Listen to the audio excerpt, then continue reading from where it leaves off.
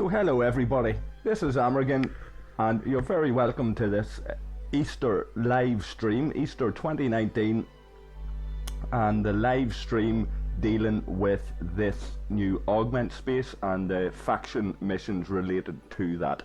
So no idea how long this is going to take, guys. I'm going to jump straight into it and we're going to see how far we can progress before it gets too late. Deliberately scheduled it for around this time to try to capture people of all time zones. It's very difficult to keep everybody happy. So if you're available and you're about, feel free to engage in the chat, ask questions, and I will pop into the chat as often as I possibly can. So I'm going to jump straight in there. This mission is being flagged at me straight away. And this is going to unlock the next area of faction space. So I've already got my Centurion down in that system. So we'll take a wee look here and see exactly where this mission starts. So there's an event on currently as well, guys. A mining event for this corrupted and decoded data. The decoded data seems to be the one you want. I haven't got into, there's one system that I can access decoded data and it's full at the moment.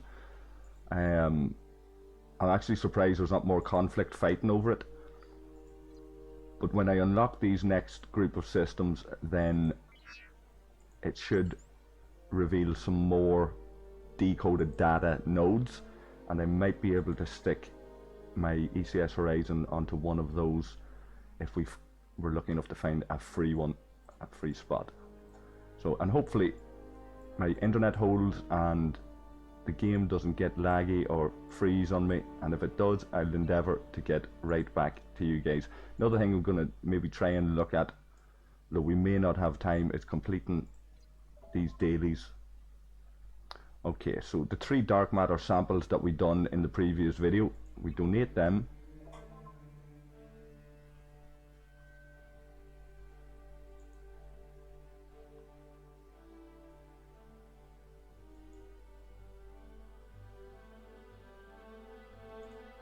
Okay,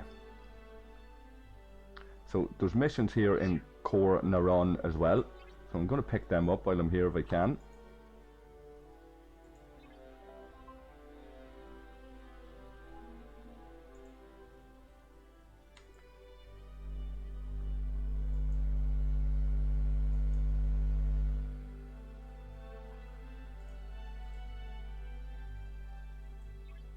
Okay.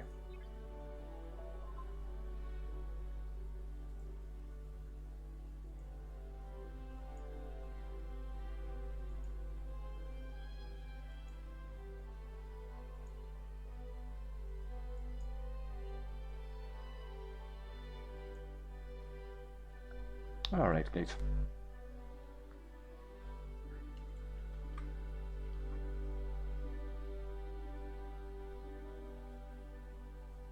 I'll be right back in a moment.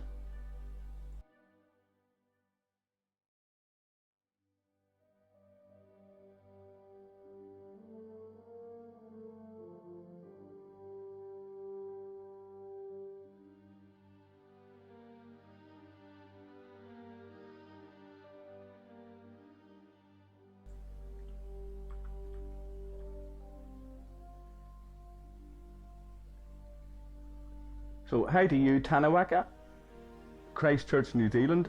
Thanks for the support, guy. And King Susa from the States. So it's nice to see that we're able to cover multiple time zones here, guys. I'm aware that it's morning time for some and evening time for others. Right now for me it's almost 11 PM on this Easter Monday bank holiday. So I'm going to make the most out of this bank holiday and do a little bit of gaming with all you guys. And don't be too worried if I don't respond straight away to some of your comments or some of your comments in chat and whatever. Chat away to each other and I'll pop in and out of it every so often and deal with any questions that I can see. And if you guys want to discuss this faction space and stuff like that, then feel free. And hi to you, Drumming In. It is. It's bedtime for some. I know. I know. I'm going to try and get an hour or two out of this anyway, though.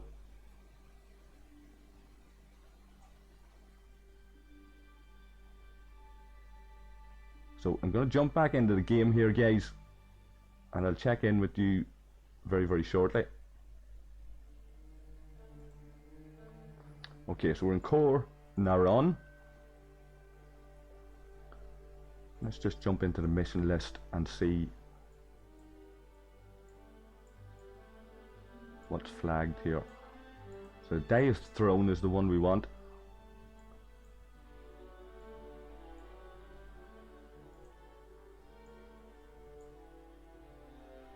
The Botany Bay, of course, is from gathering plutonium. And sustainability and a reliable source are the other two that we want to complete here as well. So we locate that one from that system. The only one that I haven't unlocked, and I've got the Helvia on the bridge. She increases the warp speed when the cargo hold is empty, as you can see there. So Hadley will increase warp speed as well, and Scotty then will increase warp distance. So just take a look at this Centurion, and we'll see there I've got a warp speed of 8.0 on that Centurion and a warp range of 44. So that's quite nice.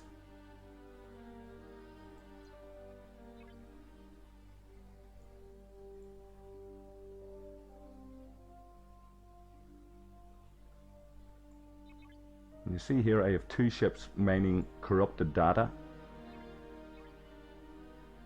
One is a Nenvi up here in Rainsford, and another one is in Ronatan. That's my ECS Horizon. We'll take a look at the event now in a wee second.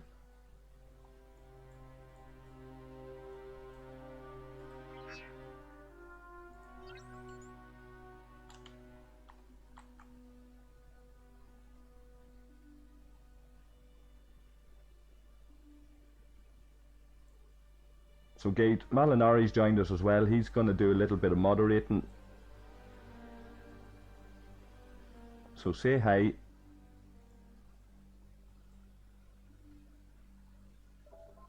So Tanawaka, I'm favoured with the Romulan reputation. I was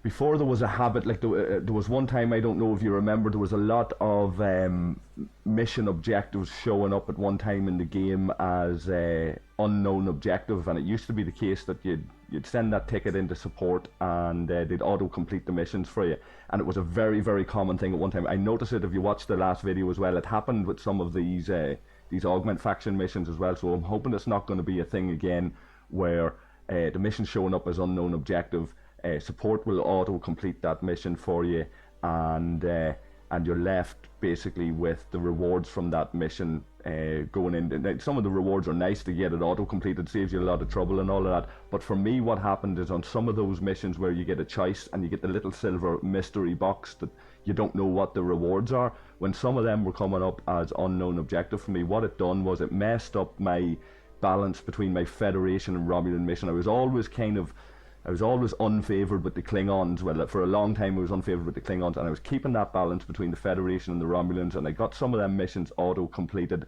and what it basically done is it ruined my entire reputation with the Federation and put me heavily in favour with the Romulans. So I just had to run with that. Now I'm hearing that there's been recent cases of them messing with people's reputation and stuff, and that they're going to look into fixing that. So I'm hoping, I've sent in a ticket, I'm hoping that they'll fix my Federation reputation somewhat, but I don't know at this stage. So it's all in for me with the Romulans at the moment, and luckily enough this Augment faction space doesn't affect the standing of the other three.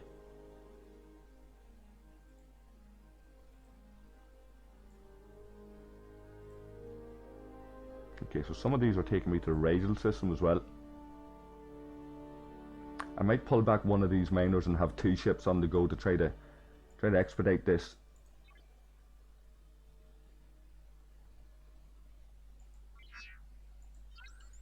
Two minutes to that, so I'm going to pull back this envoy that's mining the corrupted data.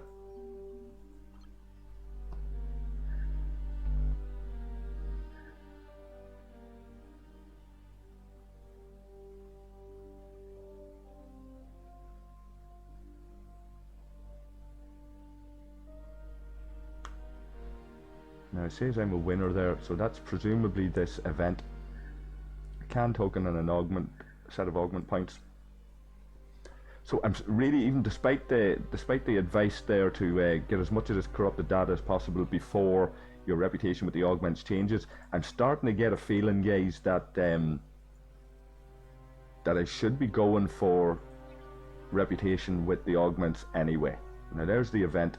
Corrupted data is 1 point and decoded data is 10 points, so you really want the decoded data, and it's all giving you augment points. So if you were trying to avoid getting augment points, you wouldn't be doing this event, and that's significant amounts of augment points at these lower levels. For somebody like me who's only at servant at the moment and has been avoiding somewhat the 1165, been avoiding going up to pawn. But I'm guessing there, guys, what's going to happen is that when this is the way they're driving heavily at getting Can and these other gates unlocked, which you'll do by basically buying the shards here when you have enough points. Now I got I think it was Otto and Catty. They were available. I've gotten a few of them already. But you can see here I can buy augment faction reputation, so I'm going to do that at some point. I'm just going to run through a few of these missions first. I'm going to do that at some point and see how I go. The bounty hunters will come after me once I hit 2,500, I believe. So some people are saying just send your warship out to protect the miner and it'll work. So we'll see how that goes. We'll test that out while we're running around doing these missions, but I'll need all the ships I can for if I'm going to do multiple things like this. And there's an augment recruit. There's Otto and Catty shards there as well. Now I've got 80 of these augment credits. I need 90 to open a chest. You see I've got 5 Catty and 2 Otto. That's because I opened one of these chests before and I got 2 Otto. And the 5 Catty and 5 Otto came from the option that was available here that's now gone. You see there I've got an hour to go for the plutonium, so maybe we'll stay on the stream until I get this plutonium done and finish it around then, see how we get on with these missions. That Centurion has arrived.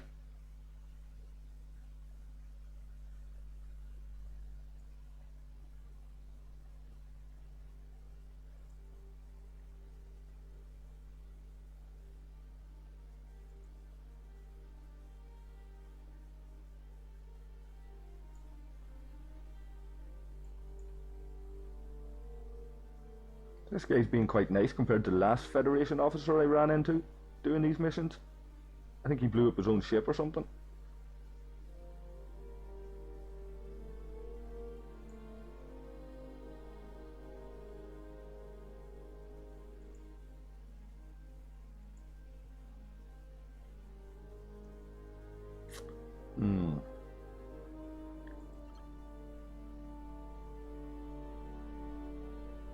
Okay, so destroying him is going to give me speed ups and nearly 1 million power steel. So I was gonna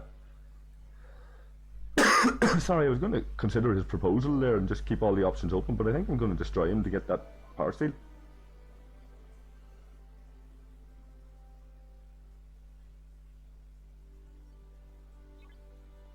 Now where is he? He should be nearby. There he is. So he seemed like a nice lad, but he has to go.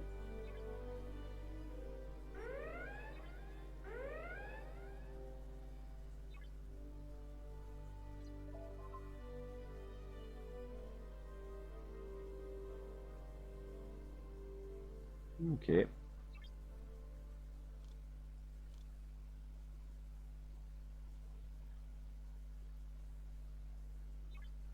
Okay, so we head back to core neuron.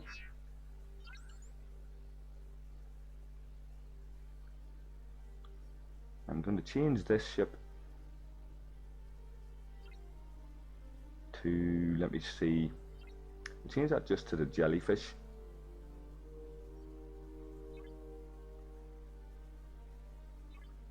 Just for nipping around the place. We'll stick the gaze up there. Looks like a full Enterprise crew, why not? Except for T'Pring. I don't know why Gorkin's flashing up as new there. I've had him for a while.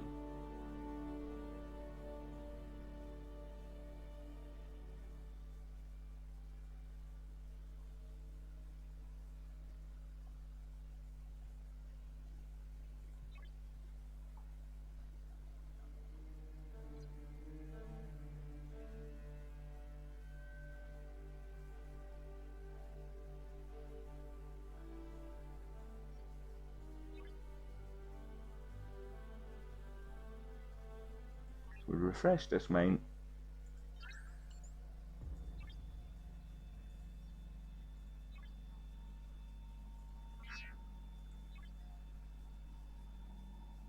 Let's take a quick look at this mining mission or event. So a solo data extraction event. People are flat out at this, and we're getting 10 points for this decoded data. The top rewards for that, quite a few Augment faction points. And the other one that we'll be looking at here, there's the weekly gain Augment faction reputation as well, all driving you towards getting these different rewards and officers.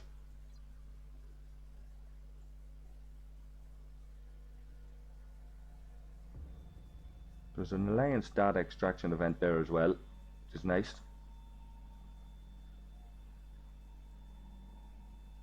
The Alliance Augment event, of course. I'm not going to go through all of these.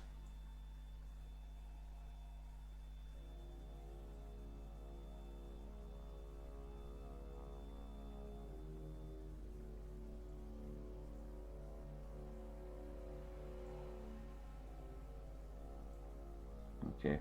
And in the event store, of course, you spend these. I've got 4 can tokens. I'm going to buy one of these because I want to demonstrate these officer shards. I'll do that in a moment.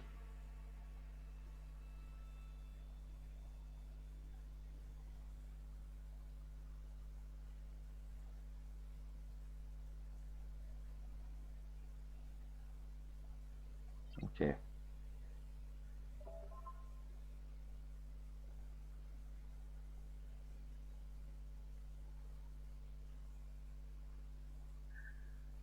So let's see where that takes us.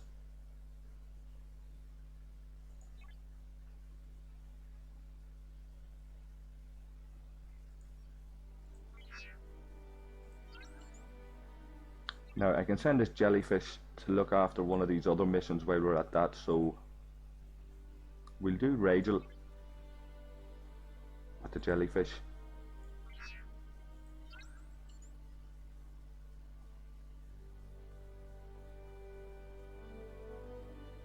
And we'll try and do some of these missions simultaneously to save a little bit of time. Apologies to any of you guys if it starts confusing you as to what mission we're doing at any given time.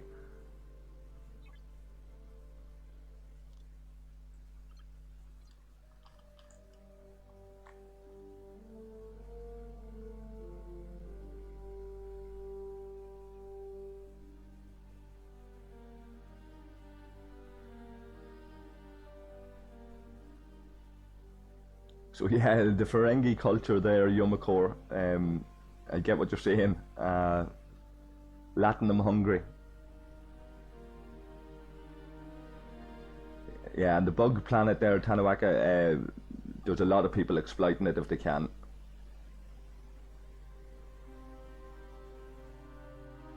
So you're very welcome, Warbringer. Great to see people popping in and being able to chat. Discord is handy, you know, it's great to be able to chat in Discord, but it's nice also to be able to play the game and chat to people as you're playing the game. And for me, certainly, some of you guys might be ahead of me in terms of doing these missions. You might be able to give me a heads up on what I need to do or what to expect. And then for others, they may be behind where I'm at and they can ask questions about how I've gotten here so far. So I like this style. Once again, you know, if the internet is reliable enough and that kind of stuff. So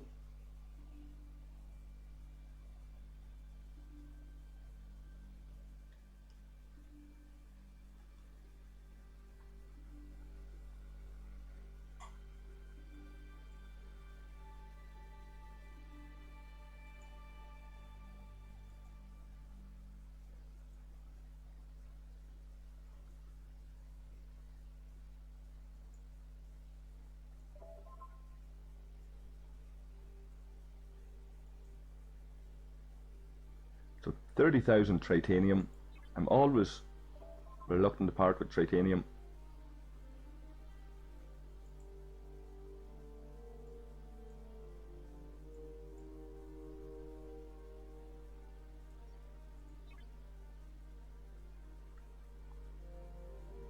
So I actually lost track of which was which there. See, there's plenty of space on these corrupted data accelerators.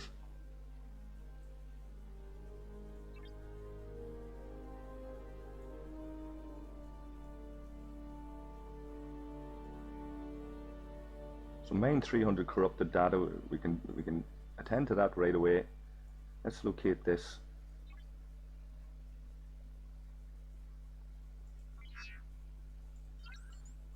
And there's a couple of missions now in Terrazon. We'll pick them up if we can.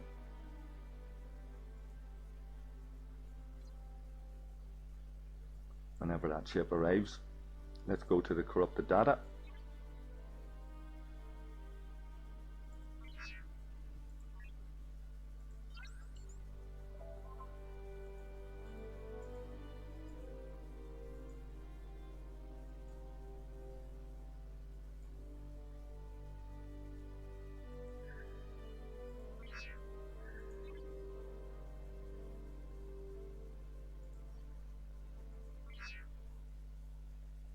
So that ECS Horizon is mining that at 3,400 per hour.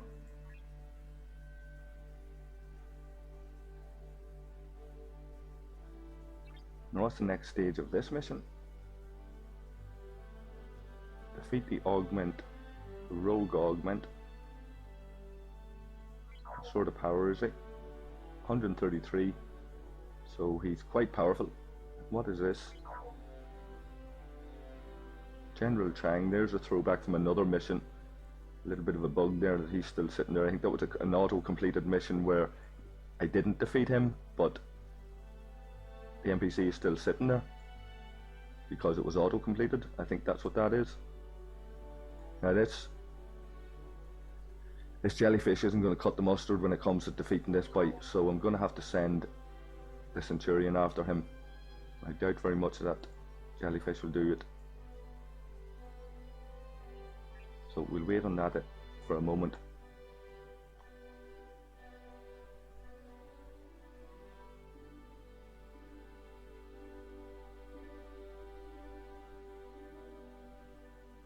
So Tanawaka, I don't have the Mayflower.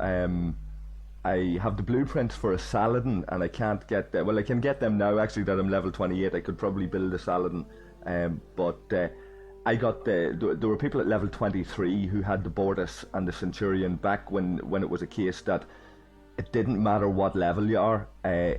This game, like I say, is 2 years plus old now at this stage. So there were guys like me, guys from my alliance. We shout out to, I think it's Spark in my alliance. Spark had these ships before I even did at level 23. He's a similar enough level to me, but he advanced quicker than me, and he managed to get a Centurion before I even did, and he was level 23 at the time, and that's mainly because he was in a good alliance like ours, a lot of strong players in it. So once we hit level 22, 23, 24, we were able to go up and complete certain missions in faction space, get the help we needed for mining certain materials, that kind of thing.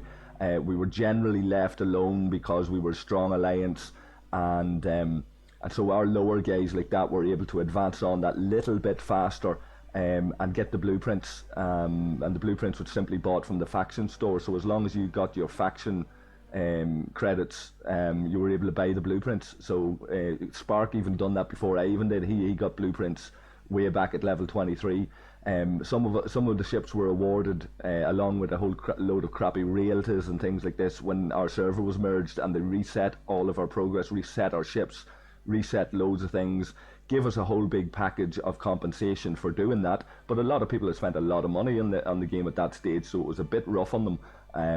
I wasn't one of them, thankfully. It was minimal enough what I have ever spent in this game, but I lost a full set of Antares blueprints, which set me back seriously. I've ranted and raved about this in other videos, that I had a full set of Antares blueprints. I would have had a faction miner, mining those G3 materials. That would have been very important. Raiding bases, it would have been very important, and it took me then a couple of months after the server merged to even get the ECS Horizon, whereas I should have had an Antares at that stage as well.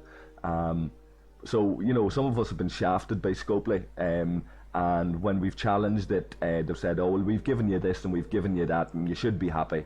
And the reality is they didn't give us what we had beforehand, and somebody sat up in an ivory tower somewhere thinking, oh, well, these players deserve this, and we'll give them that, and we'll give them this, and we'll give them that. And some really high level players got phenomenal rewards, and it was really based on the level of your ops. So at the time I think I was ops level 24, so they gave me a set package for somebody who was ops level 24, and it didn't matter what I had before that. I got the set package. When I went back saying, well, like, where's my Antares blueprints, where's my this, where's my that, they unlocked some of the faction ships and different things for me, the lower level ones, give me a load of realties, the jellyfish, you know, all these ships that I don't really bother using anymore. Yeah, and we were left with building up our Centurions and our Bortuses and whatever it is then.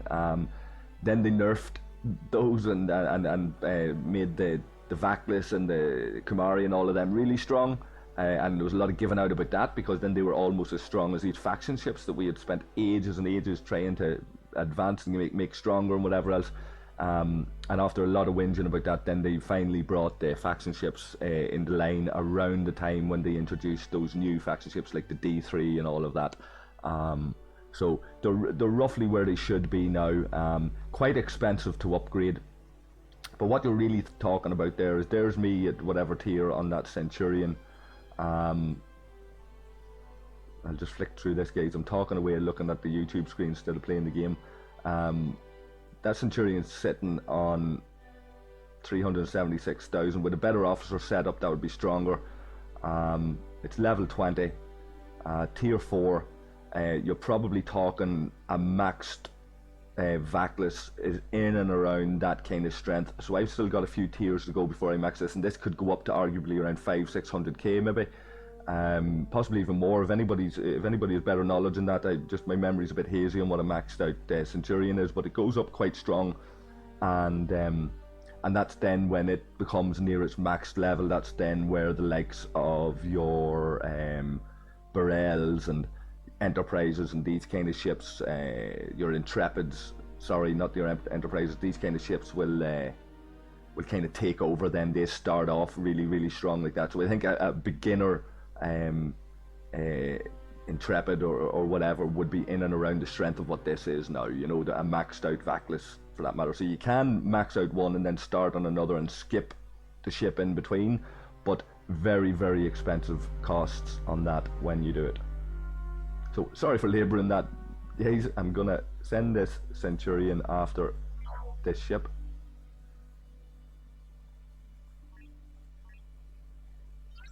So 2 minutes. Let's see what I can get this jellyfish to do while we're waiting on him to get there. Confront the renegade Suliban. How strong is he? Okay, so we'll manage him with the jellyfish.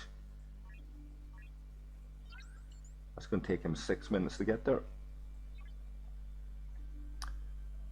such an instance, we might have been better off waiting on the Centurion, seeing as we have that warp 8.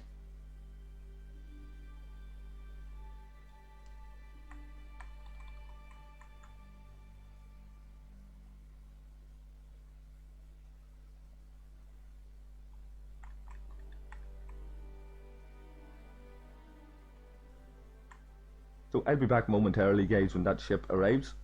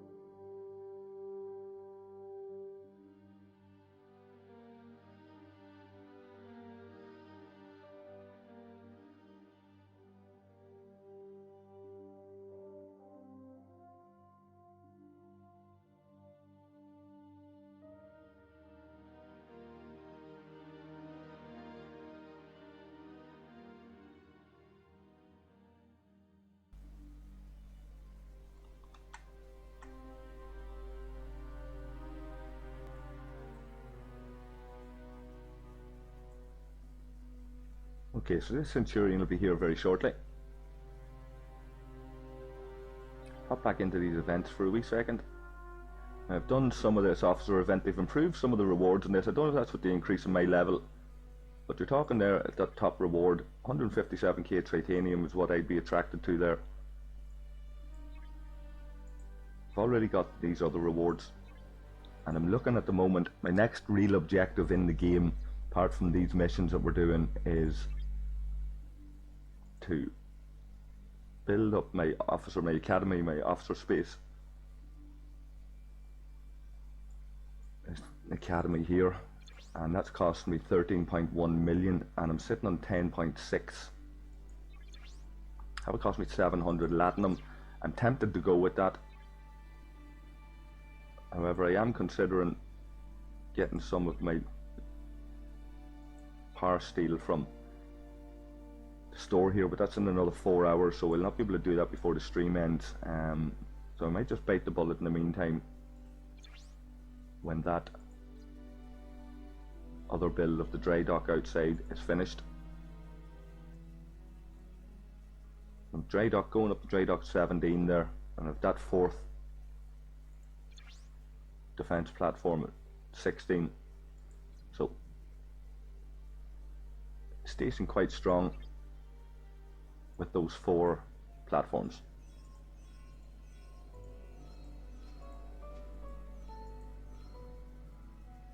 Okay, so that Centurion has arrived. Let's kick a bit of ass.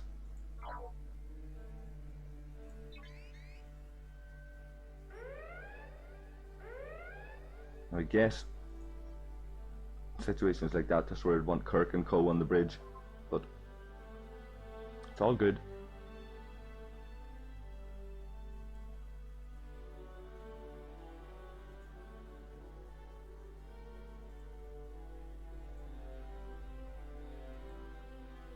Okay, return to Khan, give him another report.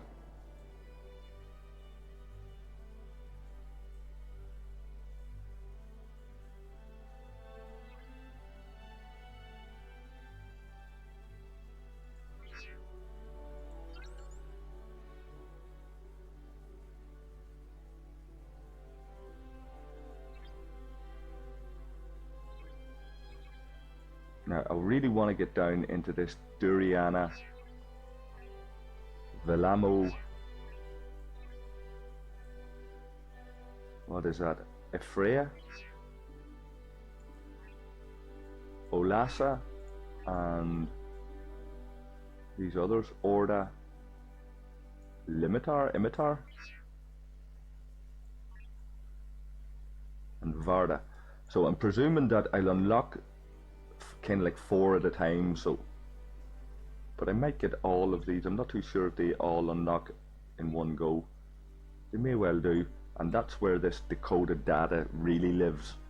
So I'm presuming that the guys on our server have all of this filled up already, but more chance of nabbing an empty slot once I unlock all of these. Because I think I'm going to bite the bullet on this as well and start to gain these augment points, change the faction standing with these augments, and use this centurion to good effect, and expect and hope that it can handle any threats that come my way whilst mining in these higher level systems. If anybody has any knowledge on the level and strength of the ships that attack you in these latter systems, I'd be very, very pleased to hear it.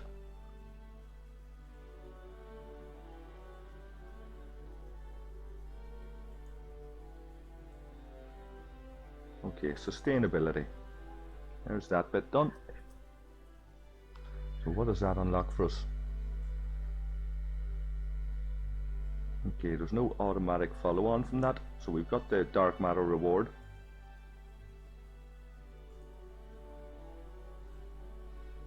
We'll just keep pottering around here, taking on missions when we can and where we can, and I'll flick through these systems in a wee moment, see if I've missed anything. Reliable source was the other one, so we're going to send the Centurion up to that.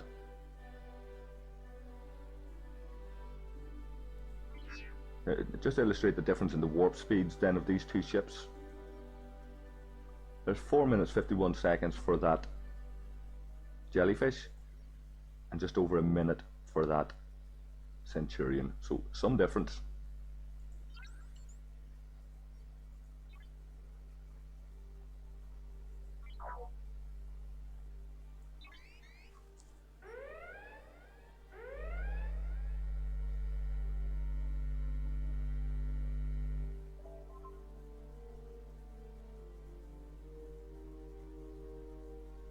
Okay, is that complete now?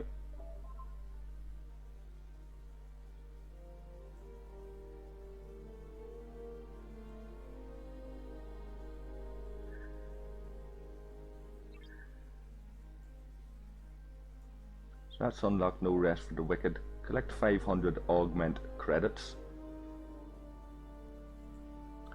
We're going with the reliable source.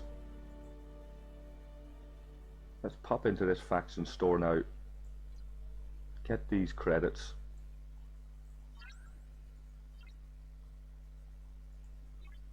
I'm on 1815 there.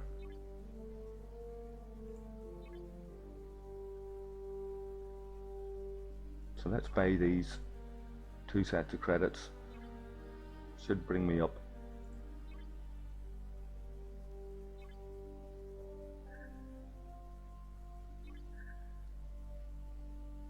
Okay, so I'm just shy of the 2,500 there. We'll buy an augment recruit. 2 chests.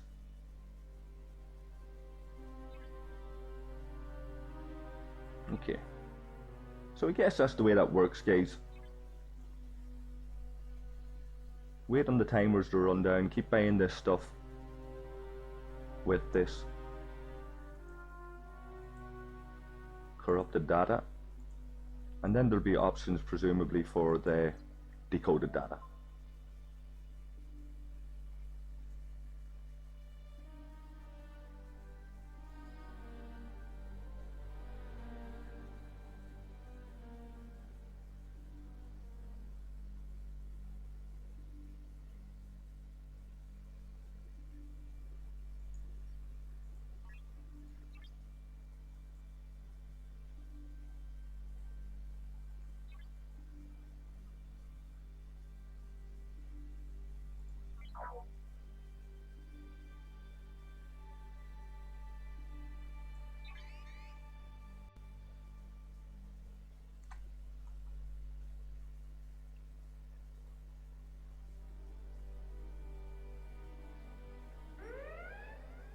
Warbringer's asking about the Armadas. Armadas have been coming for 2 years, Warbringer, so I'm not holding my breath on that one, mate. I would hope that their PvP kind of like everybody joins in together and you have just huge big battles between alliances and stuff like that, that groups of people can join together and raid a station that they wouldn't be able to raid solo, things like that, but I don't know. But we're talking, thanks for your information here, level 32 hunters are 600k and level 400k for level 27 hunters. That's quite strong for a level 27 hunter. So the faction hunters will hunt you in augmented space once you hit that. Yeah, I was aware of that. So hopefully this Centurion of mine is well fit to handle at least the level 27s. I might have to take them home and change the officer configuration so they've got the strongest possible ship. That gives me a wee heads up. So I might do that. I might take a toilet break and recall my ships, change the officers on them and have at this again, preparing for pawn reputation, which is just around the corner now for me.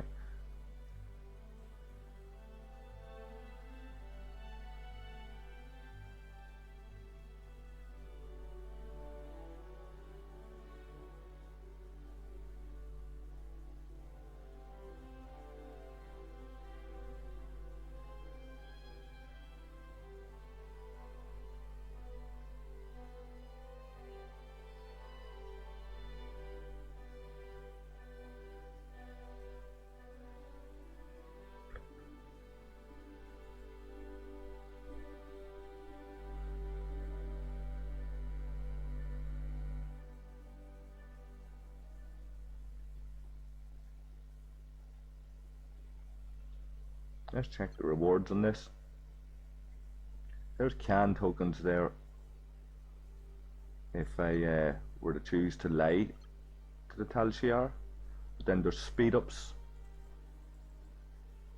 If I didn't, both offer the same amount of augment faction reputation, and there's 180 titanium, 180k titanium. So I think I'm going to have to lie.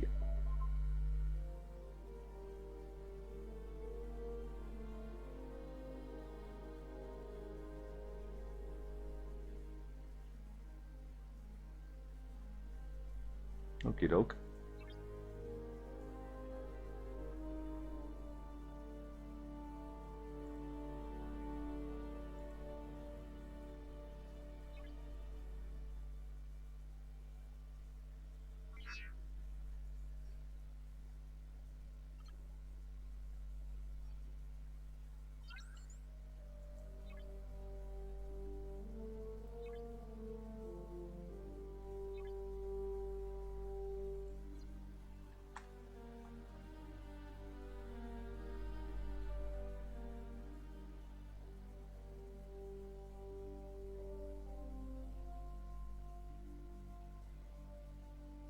So let me just understand this a bit better, Warbringer. You're saying if I warp the two ships in close together, the first one gets the hunter. So are you recommending there, for example, right, that I've got my ECS Horizon, for example, already mining the corrupted data up in one of the other systems. He's going to get attacked by Sullivan's once I hit pawn reputation, right? I've got my Centurion here, for example. Do I need to take the Horizon out of that system and send the Centurion in first so that he gets the Sullivan Bounty Hunter and then bring the Horizon back? Is that the way I do that? Or do I take the risk that the Horizon can handle that Bounty Hunter, and if he kills that first Bounty Hunter, is he safe there then? Or what way would you recommend doing that? Take all ships out of augment space altogether and then bring them back in? Just curious as to how this works. You might be able to help me do this a little bit more efficiently rather than messing about with it if you've been there already. So any comments on that would be very welcome.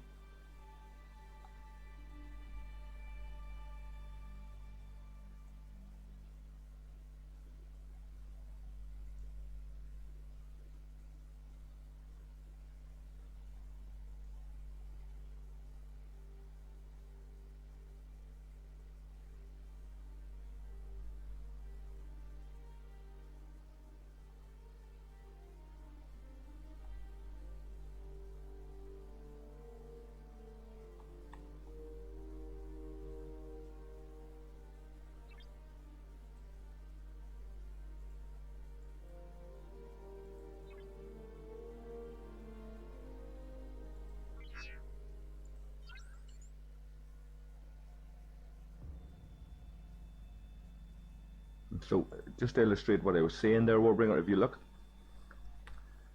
this ship's sitting here nicely in Ronatan. My faction reputation is just marginally below pawn reputation there. That's going to change once I finish this mission. Would you recommend that I take this ship out, take it home, and then bring them back in?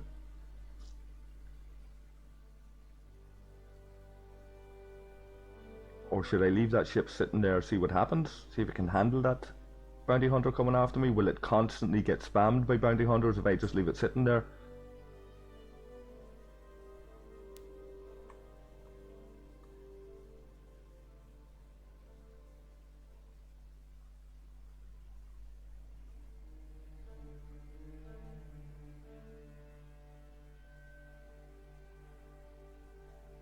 Okay, so the logic would be to send in a crappy ship to be defeated by the bounty hunter, to be left alone.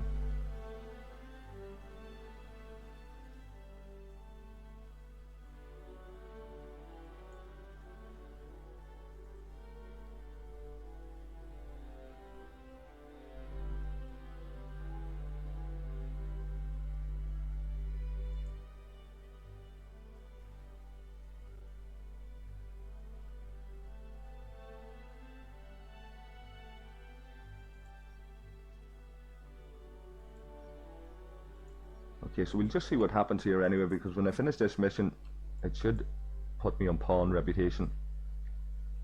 And I can warp ships home and test it from there. I'm not too far away from Augment space.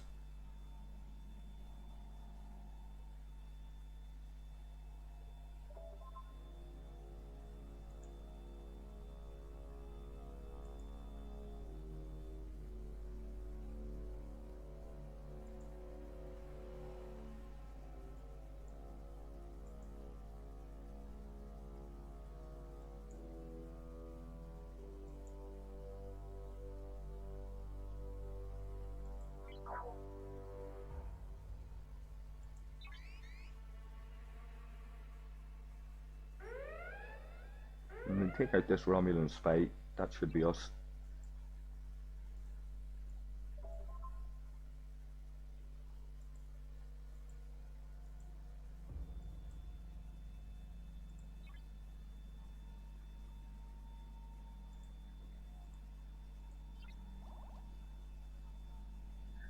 Okay, so new store items.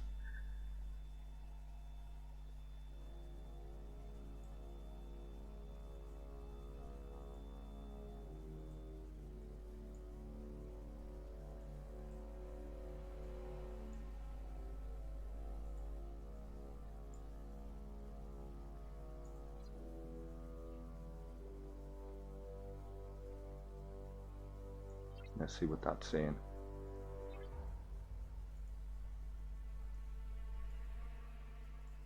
Okay, so there's the uncommon plutonium. There's more Wackine shards, more augment reputation, common plutonium.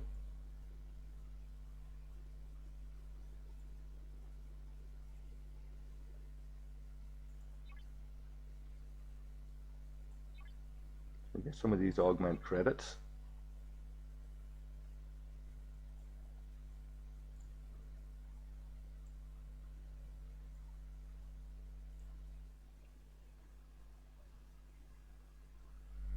So any recommendations on what I should buy here with my 410 credits?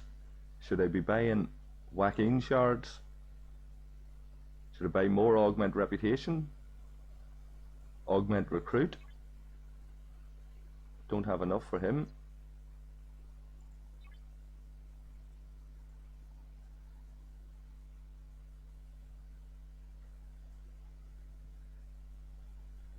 So should I save those credits, or should I buy Wackine shards?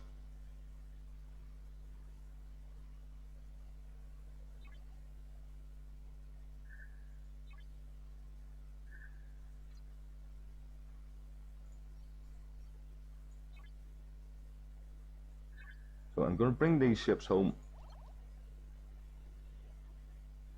change the officers and make this Centurion as strong as I can. I think this calls for Harrison on the bridge.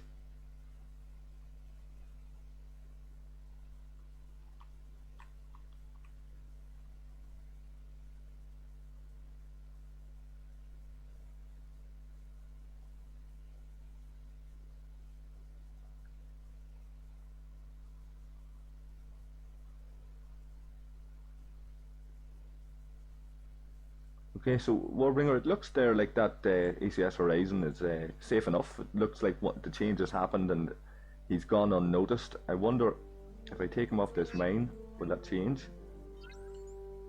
There we go, you're trespassing. He was nearly ready to come home anyway. He's got 41k in the hold. Time to bring him home regardless, but I'll just get a wee nosy at the ship that's coming after him if I can. See what sort of strength it is.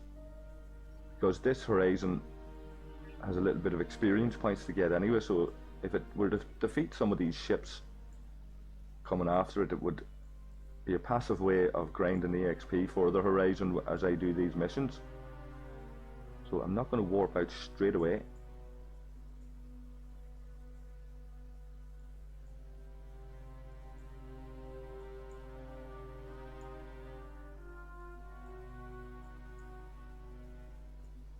There he is.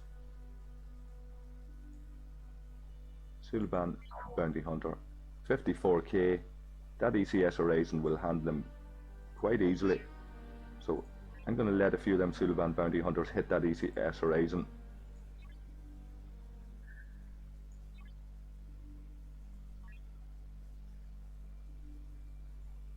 See what experience points I can get from it.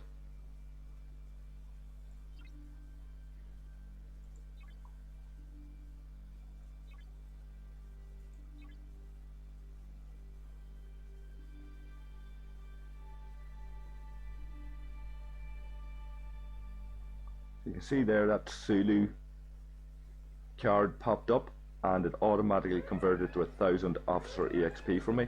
I've talked about that in other videos. So instead of getting Vixus, Kabish and Sulu and 720 EXP, I'm now getting 1720 EXP, no Sulu card, and that is because I haven't upgraded him.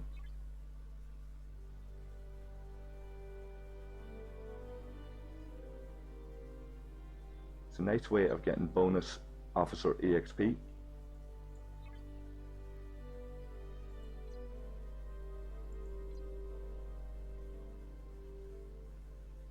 So not too much damage done to that Horizon.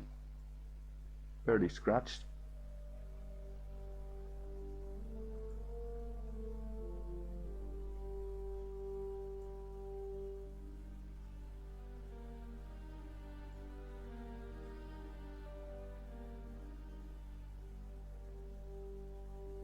Just to illustrate what I'm talking about with the officers here.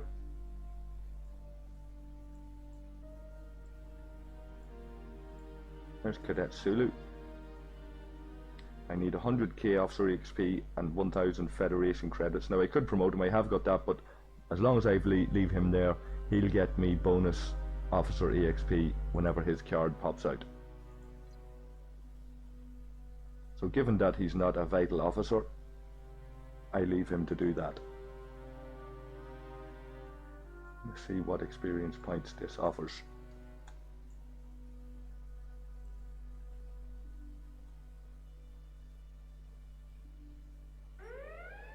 $393.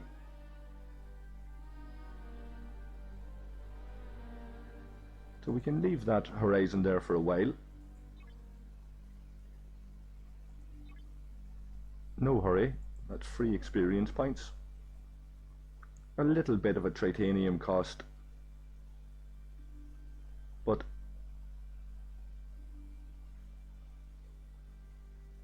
saving a bit of time. So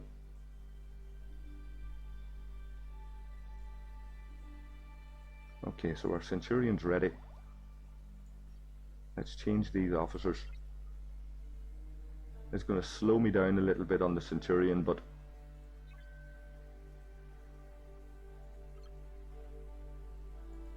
my Might just be easier to switch them around.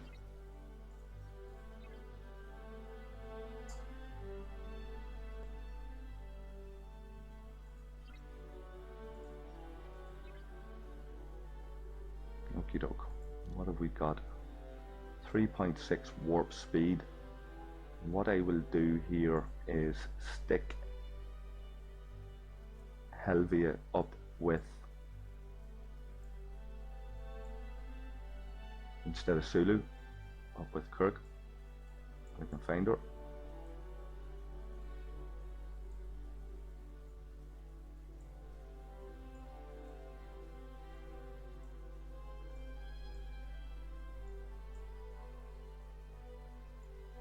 There she is. So she can go on instead of Sulu, improve that warp speed. 7.2, that'll do. Okay, so what you were saying, Warbringer, is that I need a crappy enough ship. How you doing, N Green?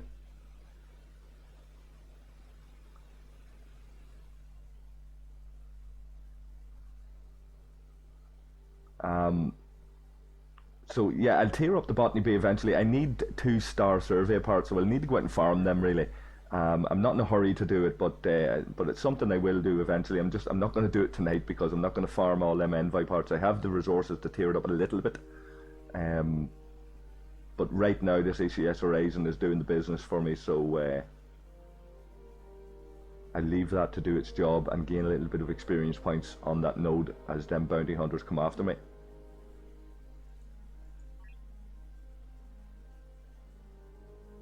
And that's a level 28, he might do a bit of damage.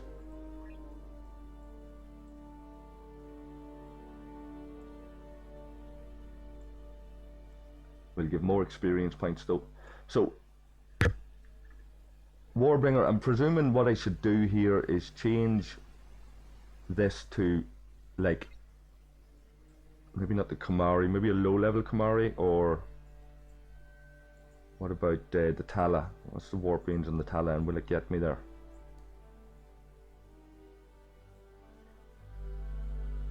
I could go with this lower level Kamari.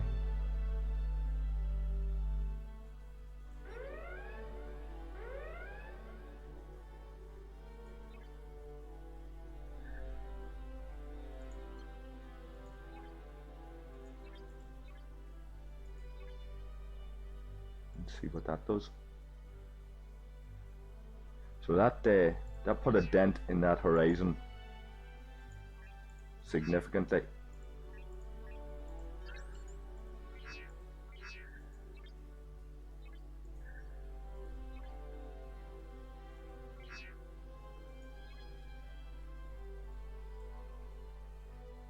Now will this Tala, that'll get there. Okay. Will it get down to Corneron? It will. Okay.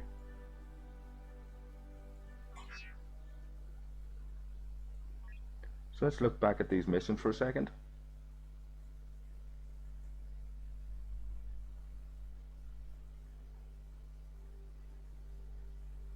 All right. Okay, so there's more missions to pick up inside these systems.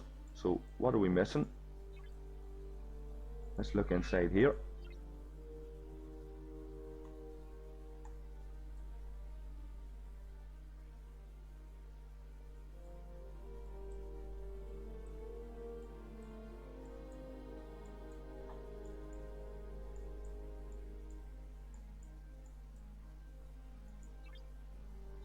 Nothing showing there. Neuron itself. We've had them.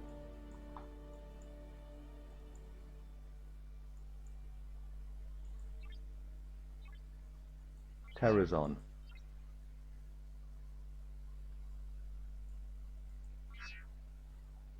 There we go.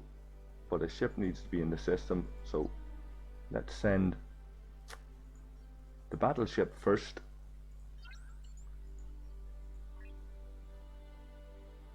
The problem here is the warp range on the battleship is so much more than the Centurion, so I'm going to risk the Centurion, see how tough the bounty hunters that come after it is. I should have put Harrison on the bridge. There's a dilemma.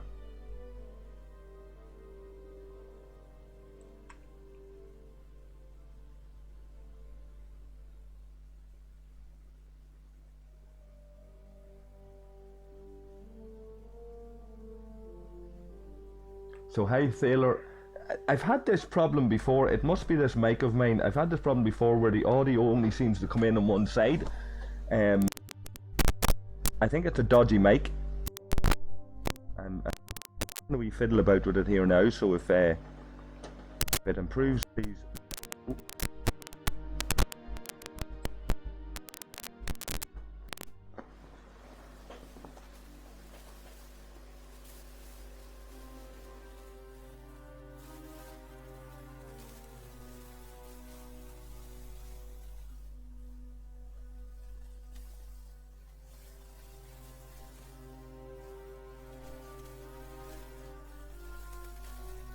It's working for a sec, but it's not now. Any of that, let me know please.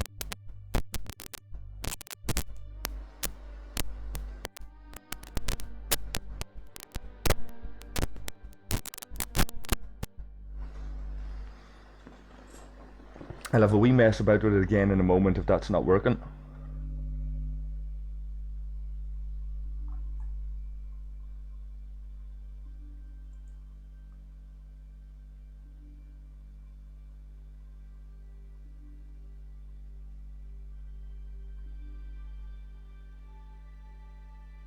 So I'm going to be back in a wee second, guys. Wait for those ships to arrive.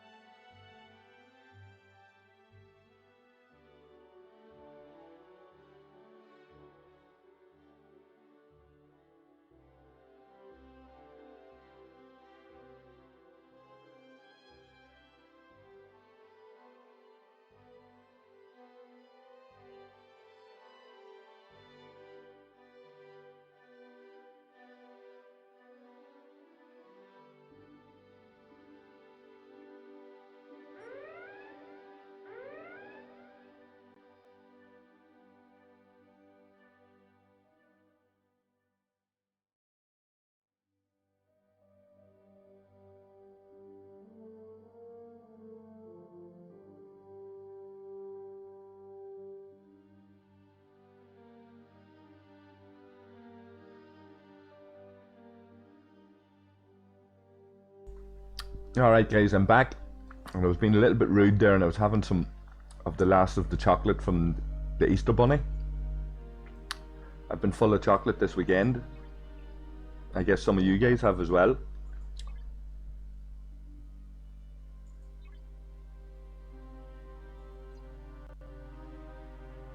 Okay, so this Centurion is here, and this Bounty Hunter's coming after me, level 29. Should be able to handle it. The Centurion should handle it rightly. But that would certainly be a case there for, if you wanted to save it, for having this cheaper ship in the system first.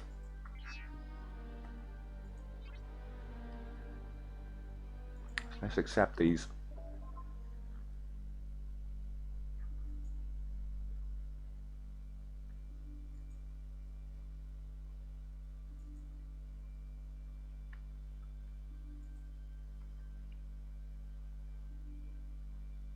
So apologies if anybody can hear me crunching on this.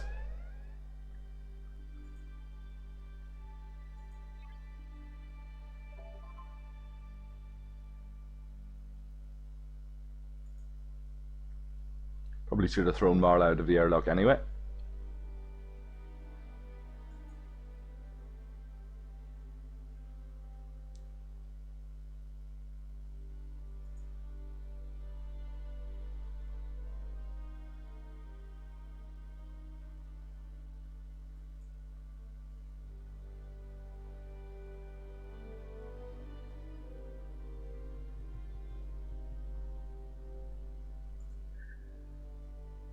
Okay, so there's that Horizon destroyed.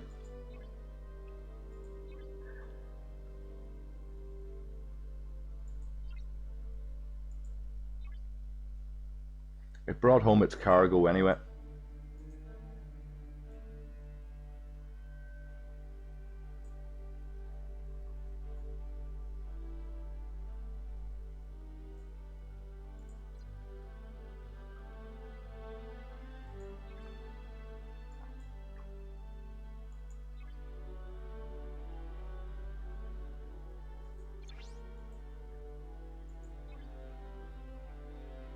So I hardly touched that Centurion.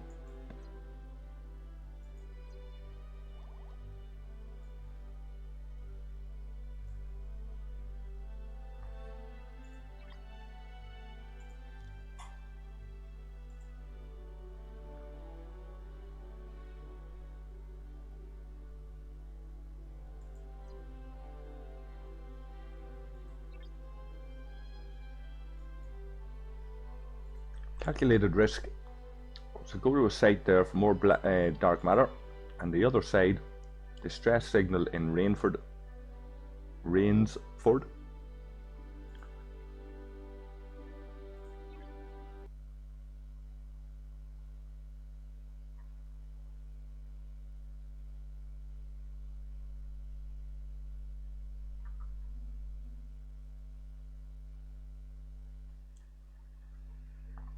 So it looks like the game has frozen, I think. No, let's see, it's back.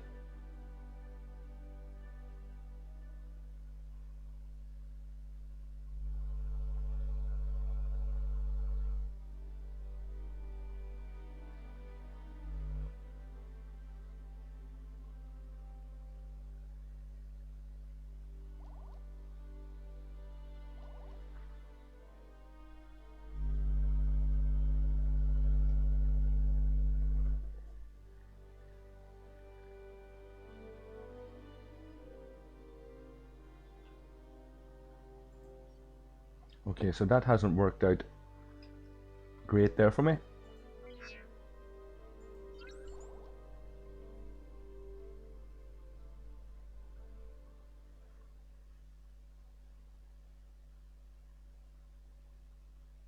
So presumably in green you're at a lower level and you can't buy the plutonium yet. I have bought the plutonium. I think it's level 18 or something. Could be the way that works. You can see there common plutonium and uncommon plutonium. It was cheaper in a smaller amount before I made pawn reputation. I'm now above the 2,500 mark, so I'm at pawn reputation. When I was servant, it was cheaper and a smaller amount of plutonium.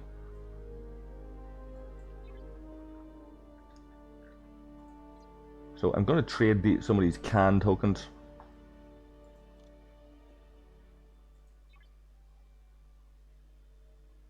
I have 3 left.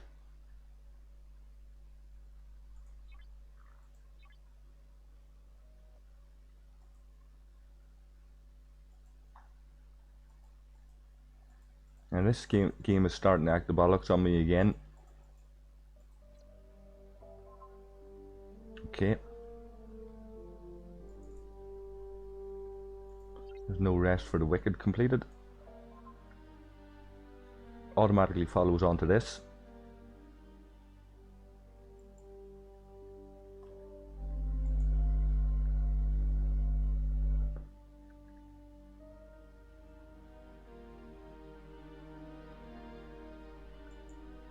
What level are you in, Green? Sorry, I didn't see if you mentioned it already. What level would you be at the moment?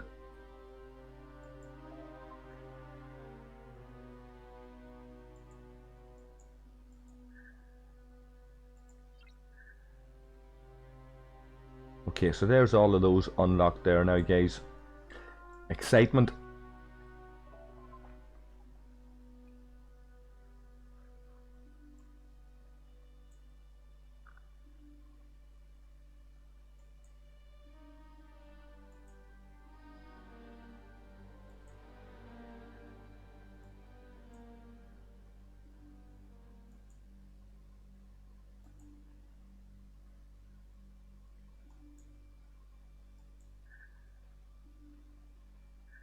Okay, so I'm going to speed up this horizon because I want to be able to get down and see if there's any decoded data that I can mine. So what do I need on that? 5 minutes and 3 minutes, and there we go. And repair this bad boy. Okay, so while that Centurion's on its way for that mission, we've unlocked it down as far as Ephraia. So it's going to take that ECS horizon 8 minutes. Let's speed this baby up.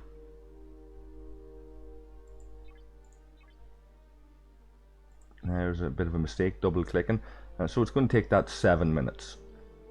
7 minutes 21 versus 8 minutes 28.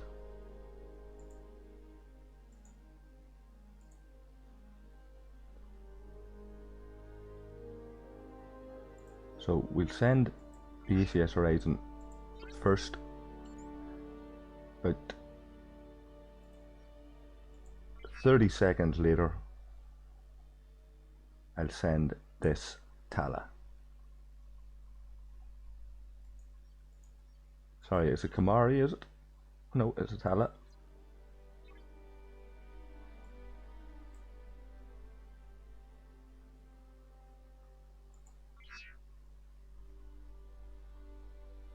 You can see, guys, there that the time on that has changed. Look, if you look at that there, 7 minutes 26 seconds, grand, click off it, click on it again, 7 minutes 40 seconds, click off it, click on it again, 7 minutes 35 seconds, off, on, 7 minutes 14 seconds. Sorted out Scopely, that's ridiculous, like, especially when you're trying to time ships to arrive in a system so that they don't get destroyed and stuff. Like, come on, it is ridiculous. Repair costs involved in this here because you can't even get the timers on the warp. Right, ridiculous.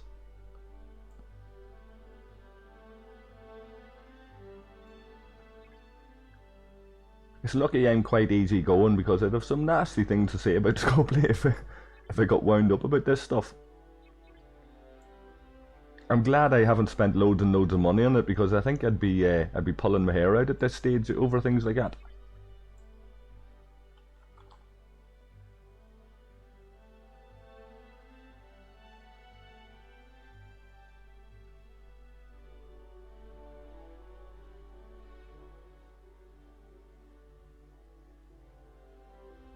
Alright, thanks for that, Warbringer, but you can see there I've spent my can tokens, so I should probably hold on to them, really. And green, you're 18. I think you should get these at 18. Maybe you need to progress certain buildings or certain research or something at level 18 to unlock it, but my understanding was you just needed to have that level, that ops level. But I would certainly send a ticket, take a screenshot of it, send a ticket, and ask support why.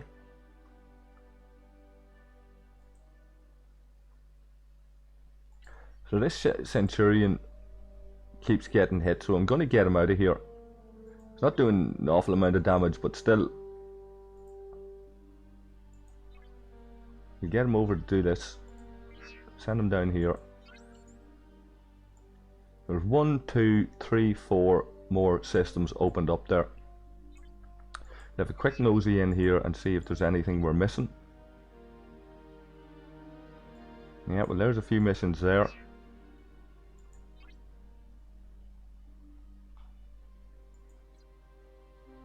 So we have one system to cover missions in there. I think we have this done. Well, we're certainly in the process of it.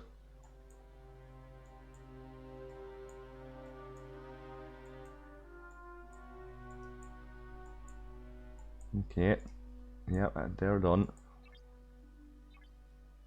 Corner on, we're done, I think, as well.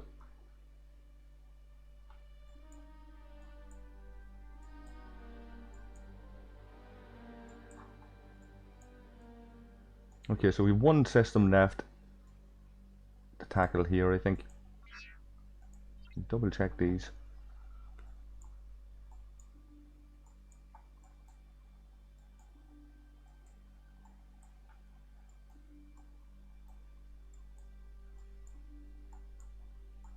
So are these systems smaller, guys? Do you get the sense these systems are smaller than the other systems? They feel like they are. I'm nearly certain that they are.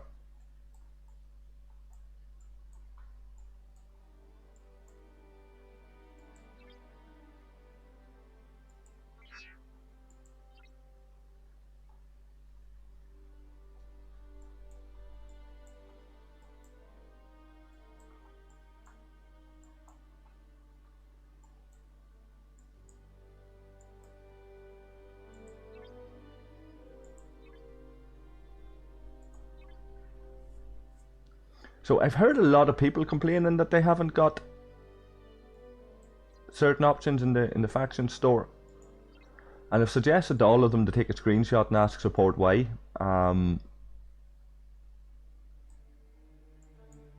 It could be level related and stuff like that, I'm not certain.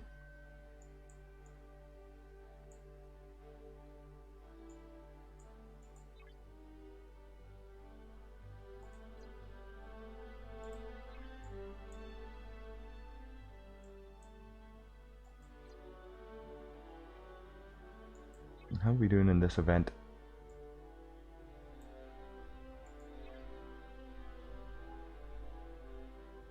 This is a solo one, and there's 16 hours left in it. 18k to get. So if I can get on a decoded data mine, I'll be able to do a bit of damage on this. And if we can do what you're saying there, Warbringer, I was at frozen again. If we can do what you're saying, Warbringer, and just get a ship destroyed to allow that ECS Horizon to mine, that would be quite nice. So if this, oh, there we go.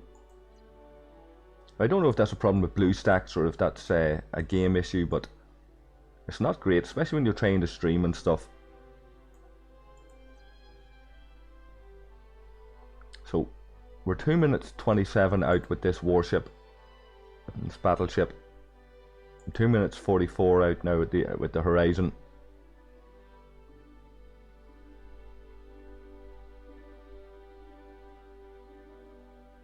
Let's see how this works. So if you're watching still, Warbringer, is this correct what I'm doing? Is this the strategy that people are recommending? It's about 20-25 seconds ahead of the Horizon. So it'll arrive in, get destroyed, paving the way for that Horizon to jump on a node if there's one free in this system. That's certainly the way I'm picking it up.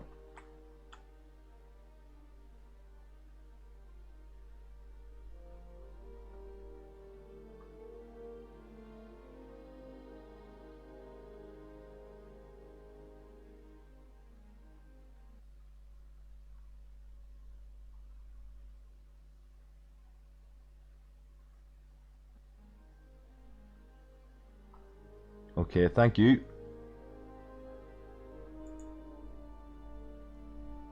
Let's see how she works out.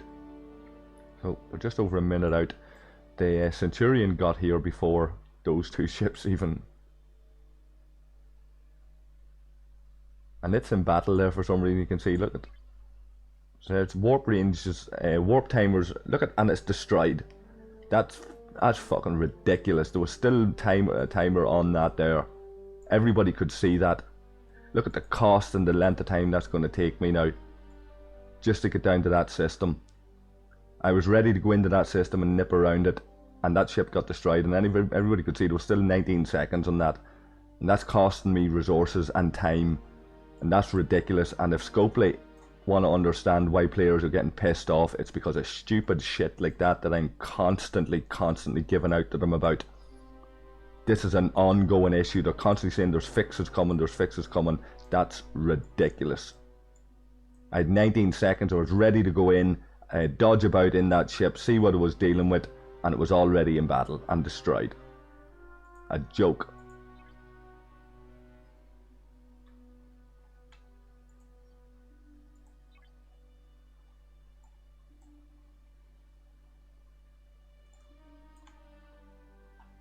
So here's a level 29 coming after it.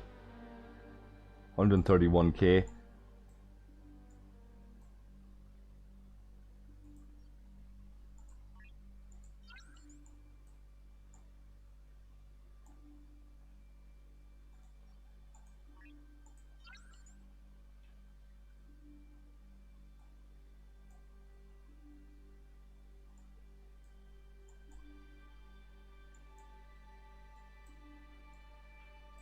So no nodes free here. I can see there's one.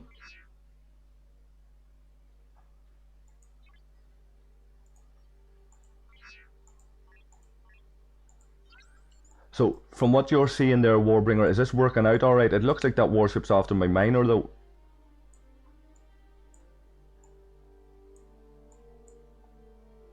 What's the recommendation in this situation here?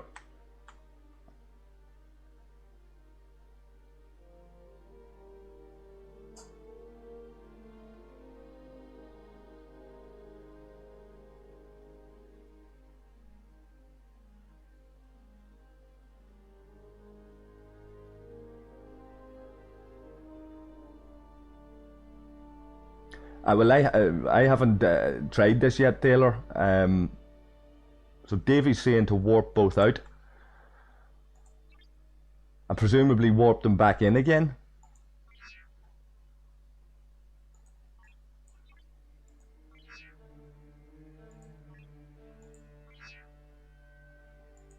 See, the timers are messed up on this. If you look there, 2 minutes 12, 1 minute 55, and that's just me clicking on, clicking off. It's hard to know. 1 minute 53. It's hard to time what ship. 1 minute 46. Hard to time what ship is going to arrive in there first.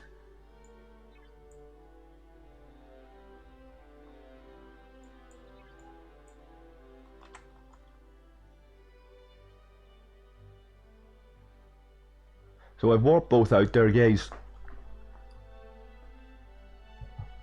But if you can pay attention just to what, how those warp timers are changing every time I click on the system, and how the warp timers for the ships are messed up, how that Centurion got destroyed a couple of moments ago because there was still 19 seconds supposedly left on the warp timer, but there wasn't. Very, very hard to navigate a wee strategy like this when the warp times are all over the place.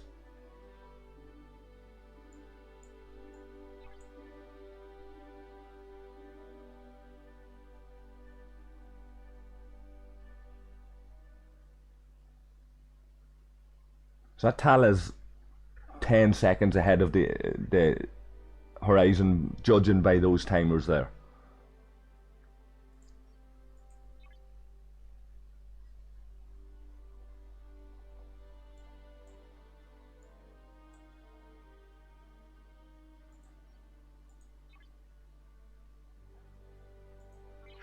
So it's not saying that the horizon's in there yet.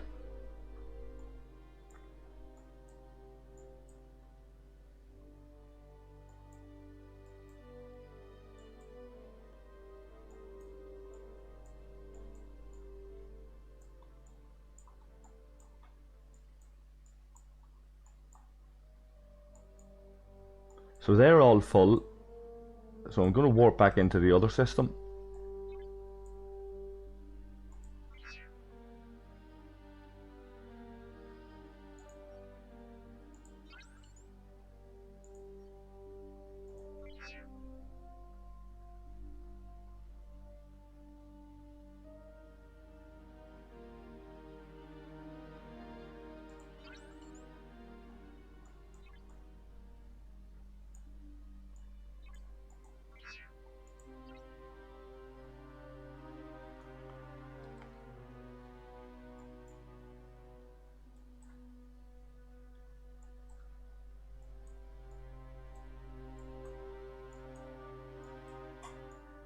This is the node that I'm after.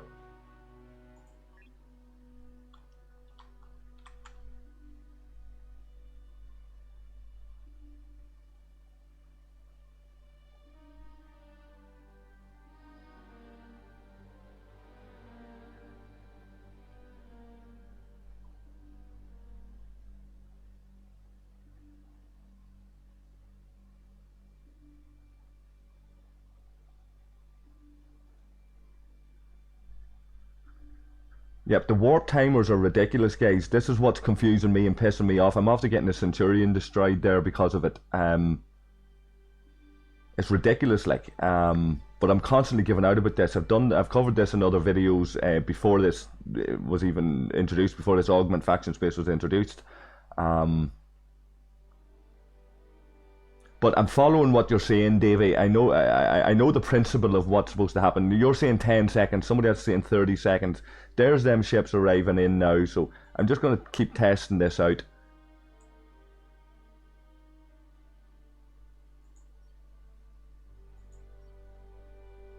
And he's saying if they land within 10 seconds of each other, so I might have to reset this again.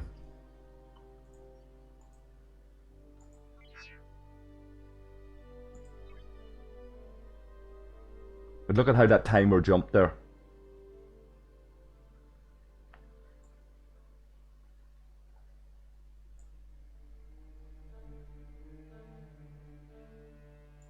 And again, I don't know if that's frozen or what, but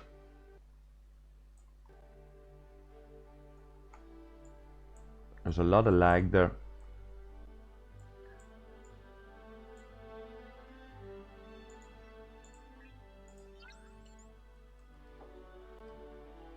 Now I'm gonna dance this Tala around the place a wee bit, see what happens with this horizon.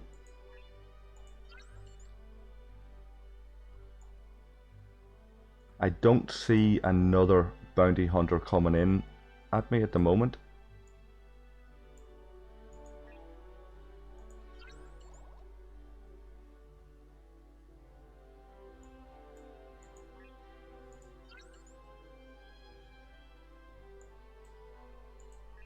Pop him up here for a second.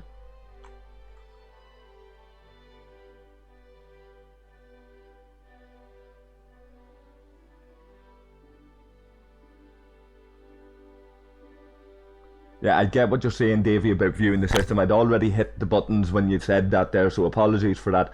But what I'm trying to do just right now, before I reset it again, if I have to, is see if this horizon is safe on that node.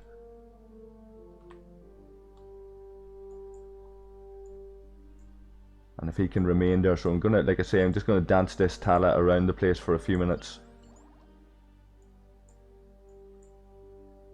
Give this hostile the run around. At the moment it looks like, because they arrived in reasonably close time to each other into the system, it looks like that one hostile is after the first ship that arrived, which would fit with the logic. It's after the Tala. That horizon doesn't seem to have attracted any attention at the moment.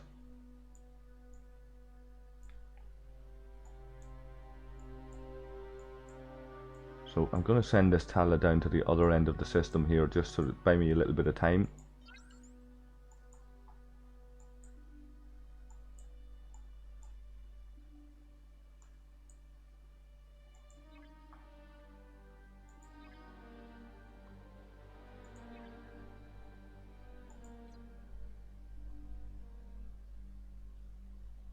Okay, so I've got a red mark around my miner. It wasn't there a second ago.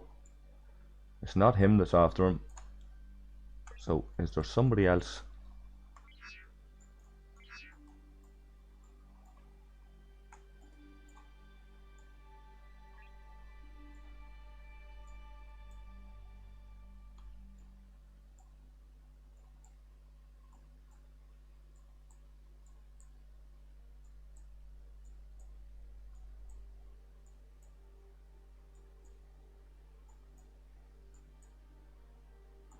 I don't see another ship.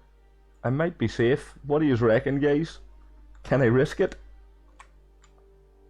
Is it looking good?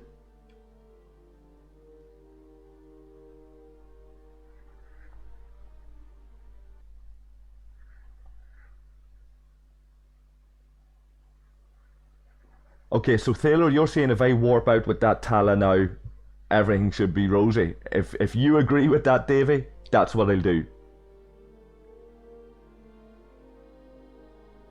Warbringer, have you any views on it? Shout now, guys, and that's how I'll make my move.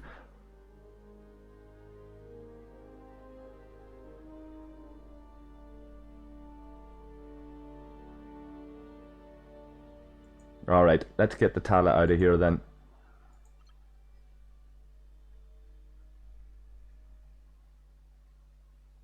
Okay, so he'll be home in 7 seconds. Now, I'm going to figure out this later on to do a bit of mining and that. I want to carry on with these missions, but then what's in the head right now is how do I do this with 2 miners? There's the same principle applied. Send the 2 miners in shortly after one another. For example, could I have 3 miners in Augment space and have that Tala go into the first system with the first miner, do this strategy, warp that Tala out to another system, send in the miner, get the Tala in first, and have 3 miners in Augment space? And should that work then? You know, is that the way that would be, or any thoughts on that? Because that's what I might be looking at 2 or 3 ships mining this at some point if I can get the nodes for these events, you know.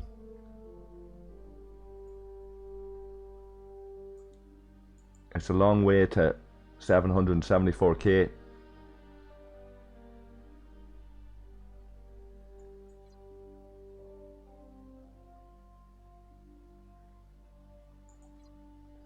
Right, so onwards with these missions. I'm really sickened about that Centurion getting destroyed, guys. I'm really sickened about it. Like the cost on that titanium and the lithium to repair it, speed ups now that I have to use, ridiculous. And what's even more ridiculous is when you get on to Scopely and they turn around to you and they say, oh, we're working on a fix, and you're going, well, will you compensate me the tens of thousands, hundreds of thousands, millions of titanium now at this stage due to your bug? You recognize the bug, will you reimburse all of that titanium? Oh sorry, we're working on a fix. And it's like ignorant friggers, like, you know. But to complete that game, I can be ignorant if I want to be. I prefer not to be, but it kind of grates and sticks in the throat a wee bit when you know that they're making so much money of this game, bragging about making money of this game, you know, in these kind of Forbes magazine type shit. How many billions have you made today, guys? Steve Aoki sitting up there messing about with big streamers who haven't got a clue about the game and acting the bollocks, throwing pies at each other. Look at how all these famous people with all these money love this game, and you're sitting going, right, fair enough, fair enough. I can live with the whales, and I can live with all the money that's being pumped into this game, and people spending thousands and thousands, and the profits you're making.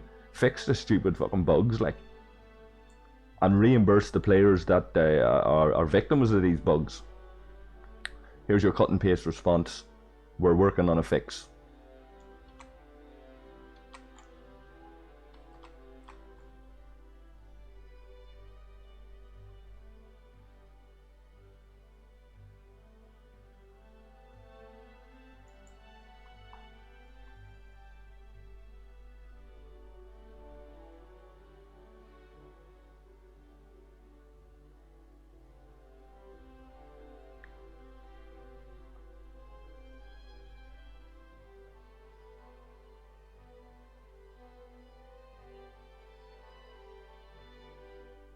So when you're saying that that Tala is fast, Davey, are you taking a piss, like, or is it actually fast compared to what you're used to?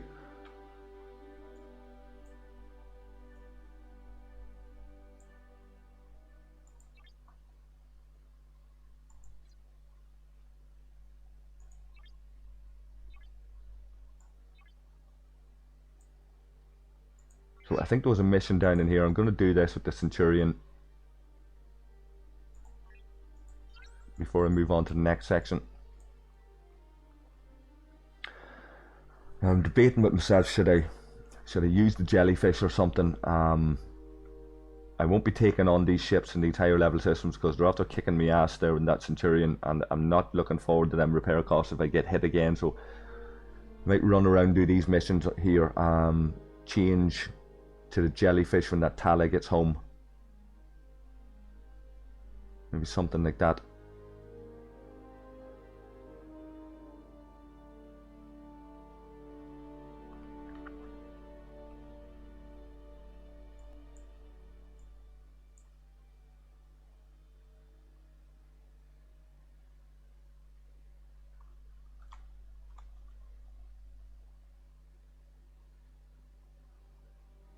Alright, slip of the tongue, apologies for that.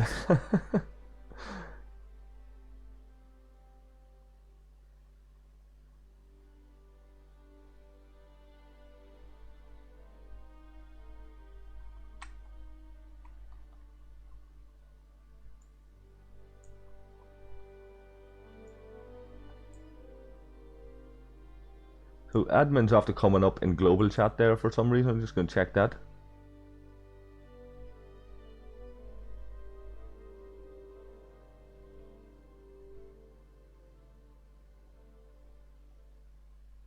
Alright, so that's just a reminder of what we've already covered.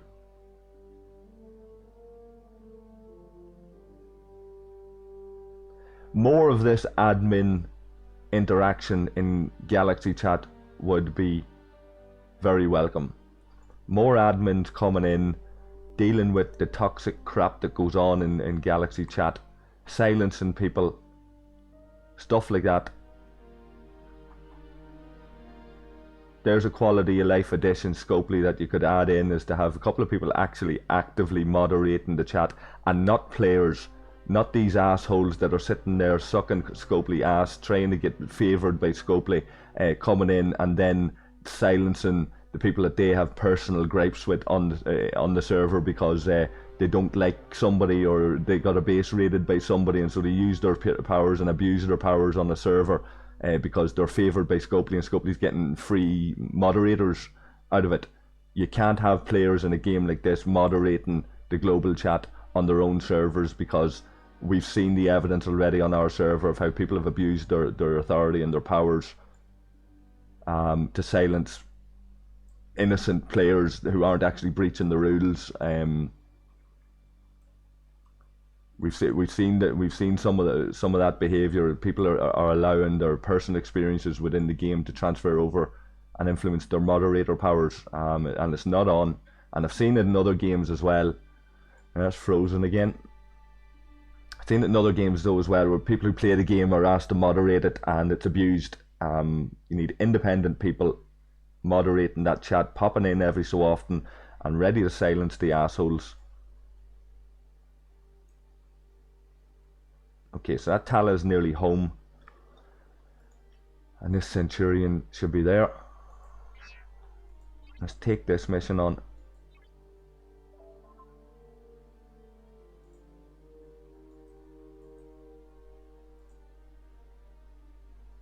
Okie doke.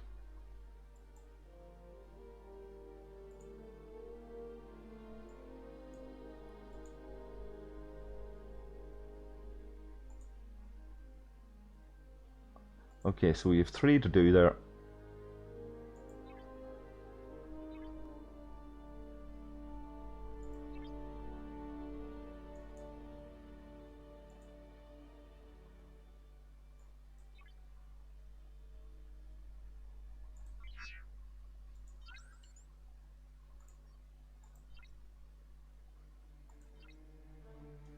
Alright, jellyfish. Wonder how the tourists will stand up in terms of warp range. 21. Might try it. We've got Hadley on the bridge as well.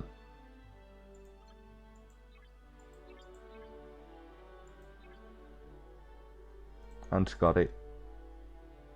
That's 3.5. Let's see how that compares to the jelly.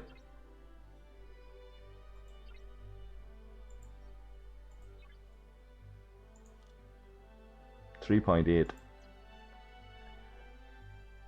And you see, I could go with something like this Bortus. I don't know how fast it'll be. Let me see. 3.4. The Vaclus 3.7. Looks like the jellyfish it is.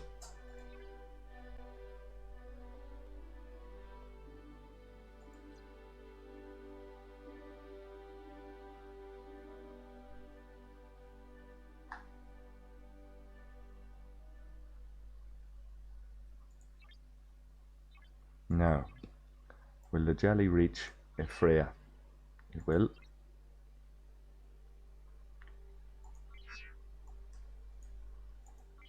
Let's set him on course for that.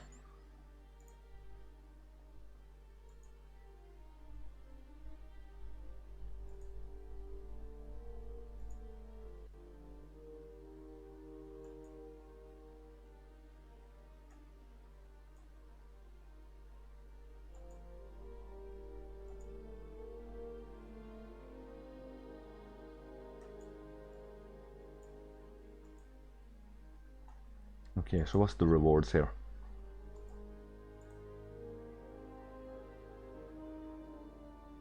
Alright, Klingon recruit token. Okay. There's more can tokens though. And 22 speed ups. So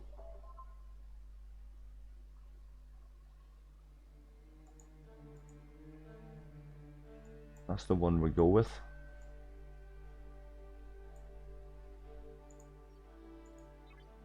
Now is that in battle again?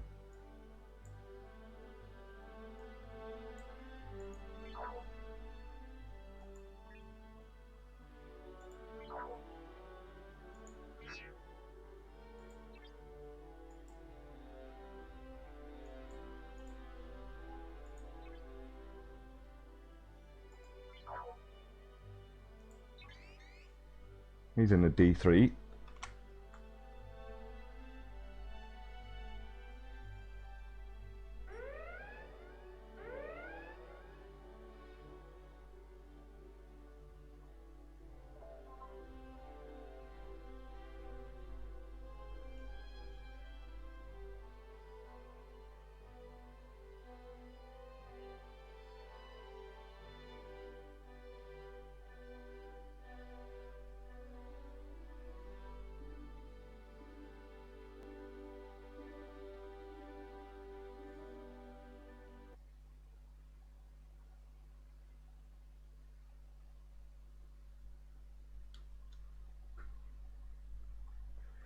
Yeah, that bug, people sitting on bug planets and raiding other people, like it's an exploit. And Scopely have said if you're exploiting the game, they'll be banned. So people would want to be very careful, and Scopely would want to step up and do something about it. They'd want to warn them people directly and say you have 1 week or 1 day or whatever it is to move yourself to a non-bug planet, and stop exploiting the game. If you're found to attack somebody else's station while you're sitting on a bug planet, you will be banned, and that should be what people are told. And in terms of the $4.99 a month, I don't know if I'd pay for it for $4.99 a month myself, Taylor.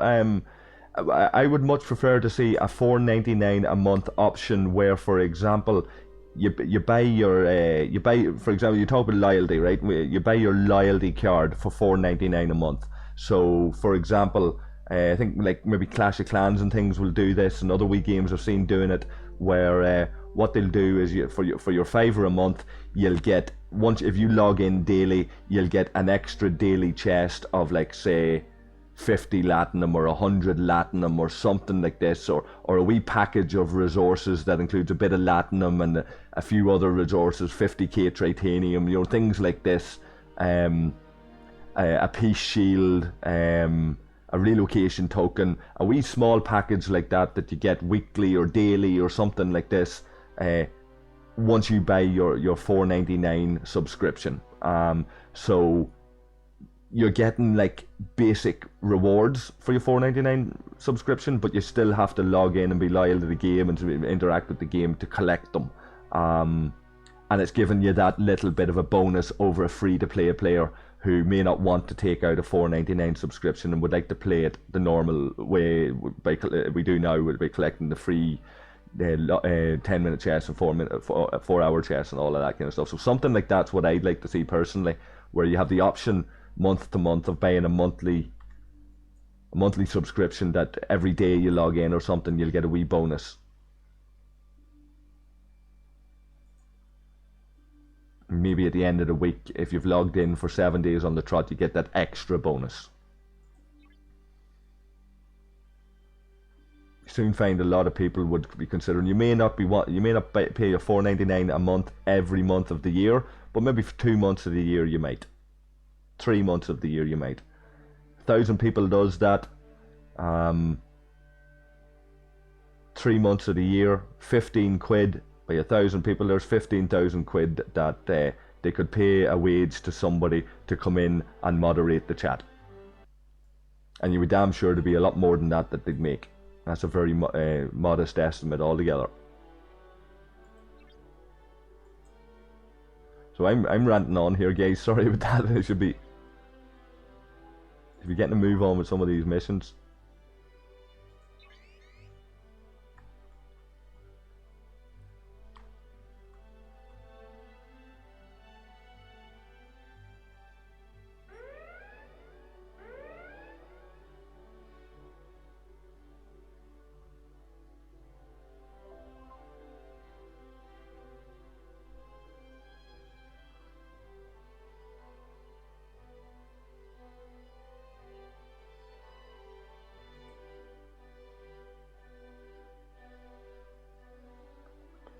I'd agree that the subscriptions are more reliable, but Scopely have already said, like before they even took on this game, they've said that their CEO at the time or something, or one of their key men, said that it was the 2% that they were interested in. It was the 2% of the whales that spend phenomenal money that they're interested in, that makes them more money on average per year than all of the other smaller spenders in the game. So the likes of us guys that might pay a 5 or 10 quid subscription a month, we're dwarfed by these guys spending thousands and thousands and thousands. So, if you were to start a business and you were to get like 2% of your customer base that were paying for more than half of your overheads, you'd be catering to those 2%. Unfortunately, that's the way that would work. But it doesn't mean you can't cater to them and the other customers as well.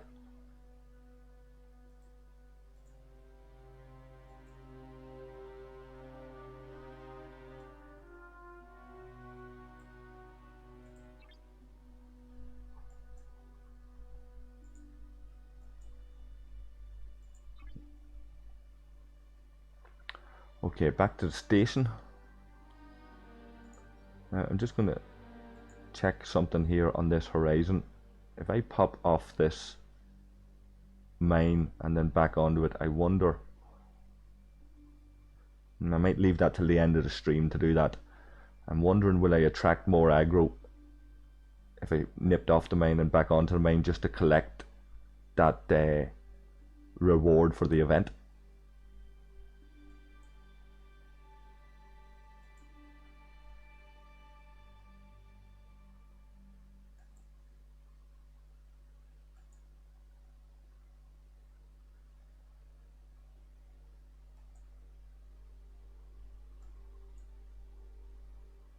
Okay, nice people.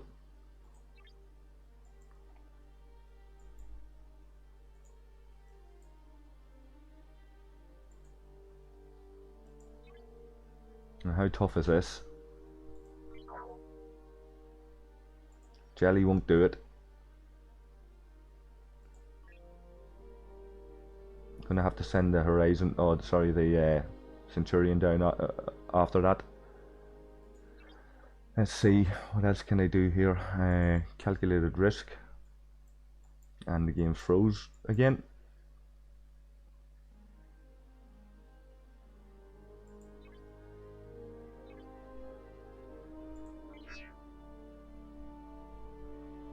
So we can't even reach that yet. Let's explore Olasa with this jelly.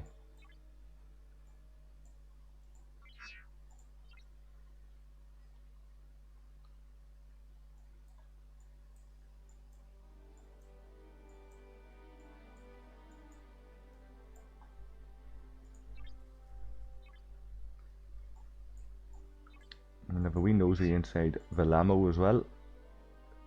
There might be a mission or two to pick up here to unlock the next.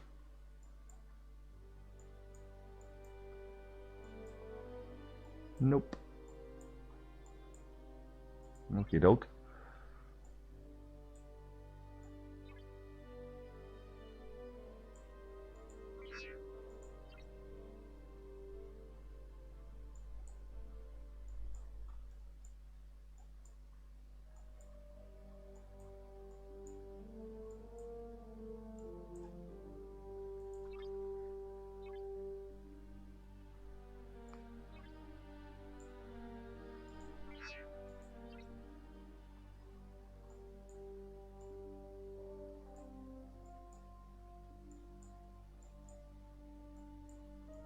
Okay, so we're getting through these rightly.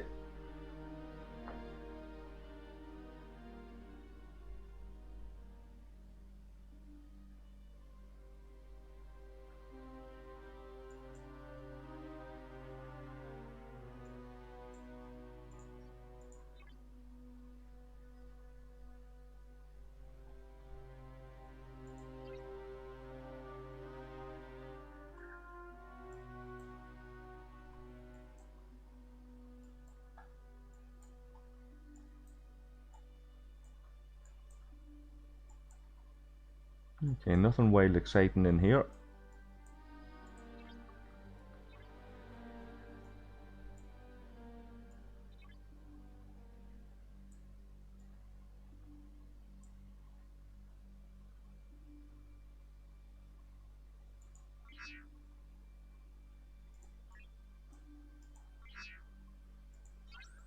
We'll keep that ship on the move.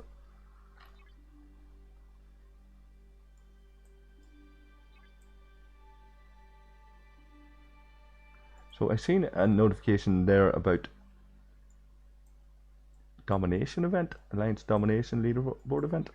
Rank 3rd. I wasn't paying any attention to this earlier. Okay. Crappy enough rewards considering that's Alliance credits. It'll get you a few bits and pieces, but that's one recruit of each officer for 3rd place in that. Like, that's a bit measly. Considering it's a 5-day event and it's alliances, loads and loads of players have to be working together, building up their station and gaining power to to win this event for their alliance, and it's a race between alliances to get these top rewards. The top rewards are only like 3 of each officer, and some alliance credits. Like, it's not that great for a week-long effort for an entire alliance.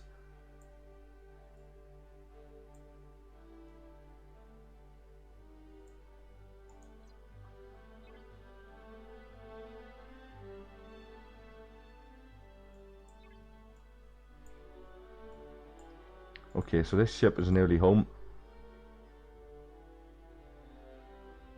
Now, I've revealed the location of my base here, so I'll probably need to move, because there's a couple of guys going around crying about how like all the guys who like war have moved on and formed Jedi on our server, and they're away off doing whatever they do, you know. And there's only there's 49 people left in Hom. They're peaceful enough people. A few you still wouldn't mess with, but they're peaceful enough generally. But there's these couple of players that just want to attack Hom for the sake of it. It's the name. So now that somebody may pass on the information where my base is, I could get hit. So we want to spend these resources quickly.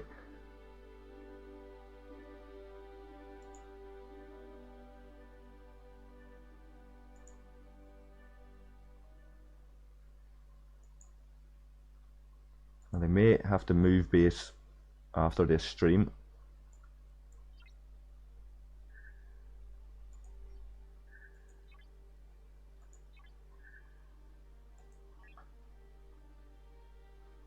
So let me go in here.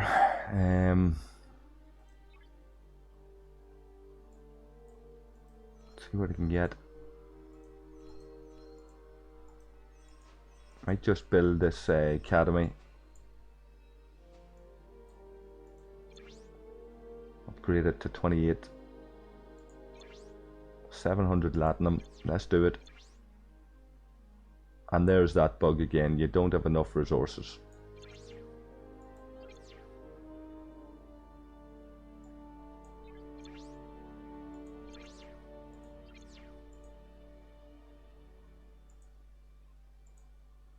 Ridiculous.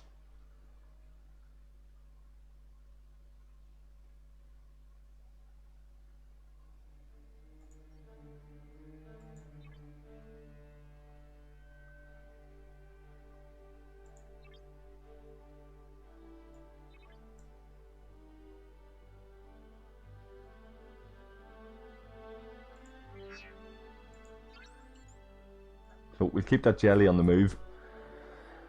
Now I'm after spending 700 latinum to do a build that I can't even do because of a stupid bug. And if I get raided in the meantime, I won't be happy. I have a shield up for another 49 minutes, so it'll be safe for a while, but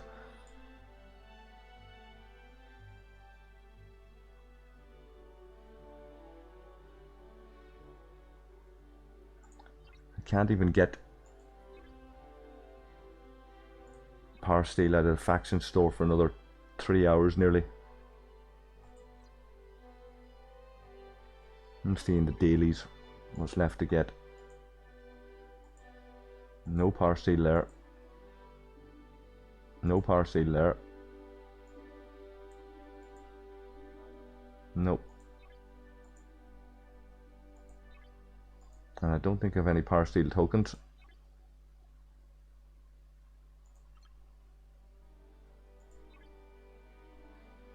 Nope. So what are you meant to do in this situation, like?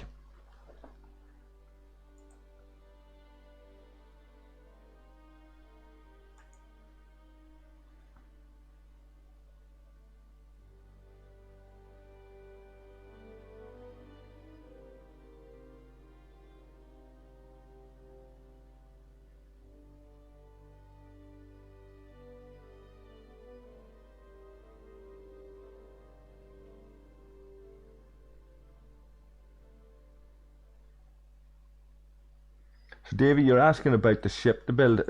That's really, I have one ship ready to go. I thought it was a Findra or something, Kera. So I can build a Kera, that's what's flashing up. But I should be able to build my Saladin. I have all the blueprints there for the Saladin. I need to get my shipyard to level 28 to build that Saladin. May or may not do that yet. I could have done that before they put in the level requirements, but that's why it says I can build one ship. Because that Kera is well over its set of blueprints.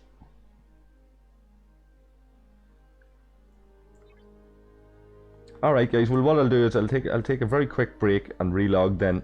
I'll take your advice, see if that works. Let me set this ship on down to this mission here though first.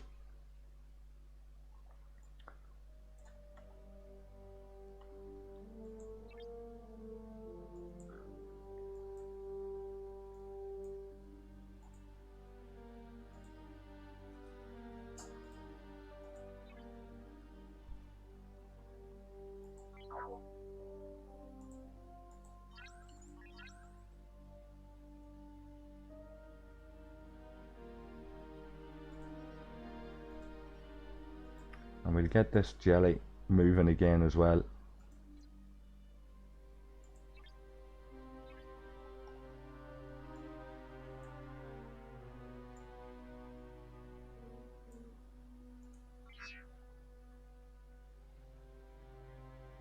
Okay.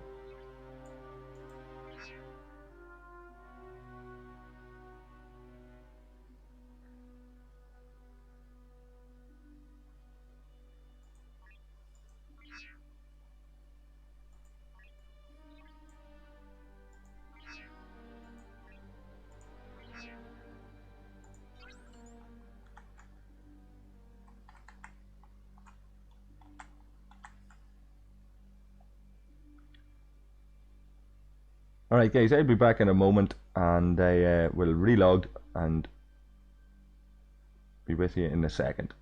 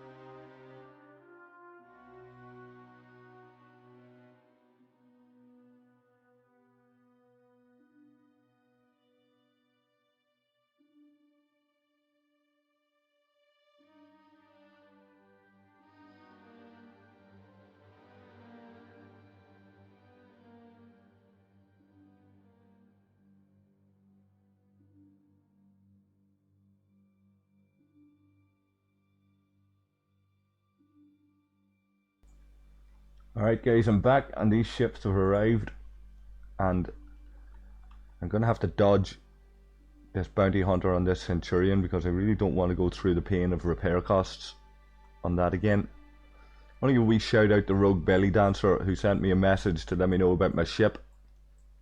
Rogue Belly Dancer's in ROG, one of our main rivals.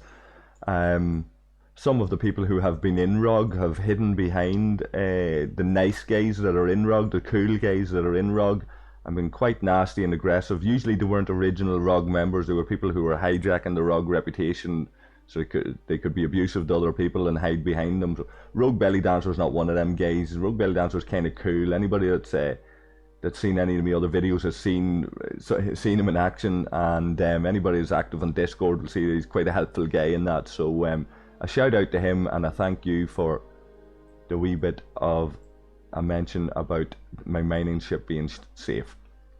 So let's move on with this.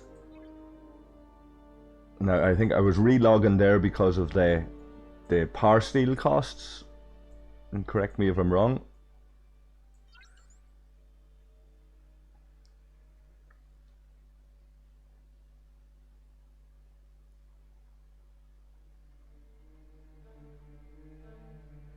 So see, you're saying there, Davey, that your server is a Galaxy mining contract. We used to have something like that back on server 1.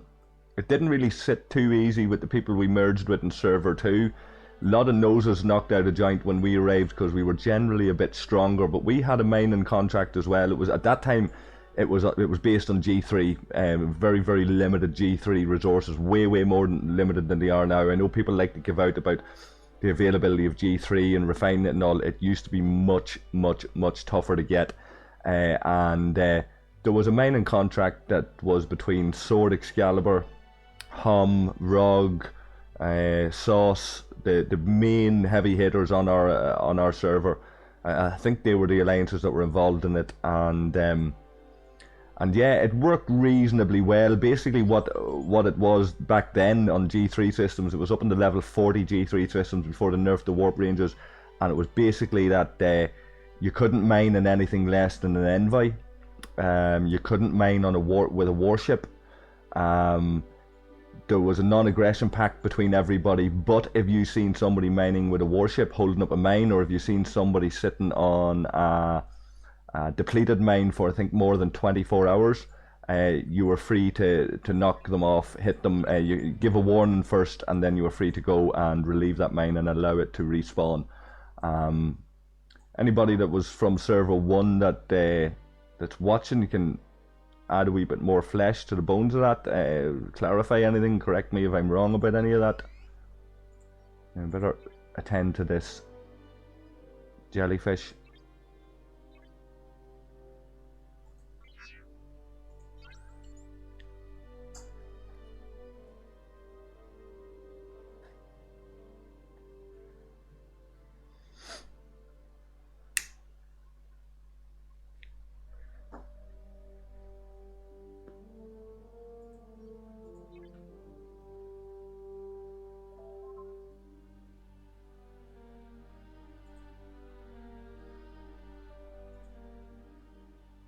Okay.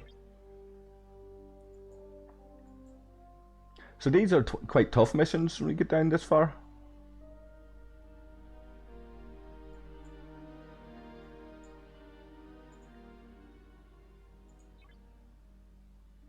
This one's going to open up the final sections of Augment space.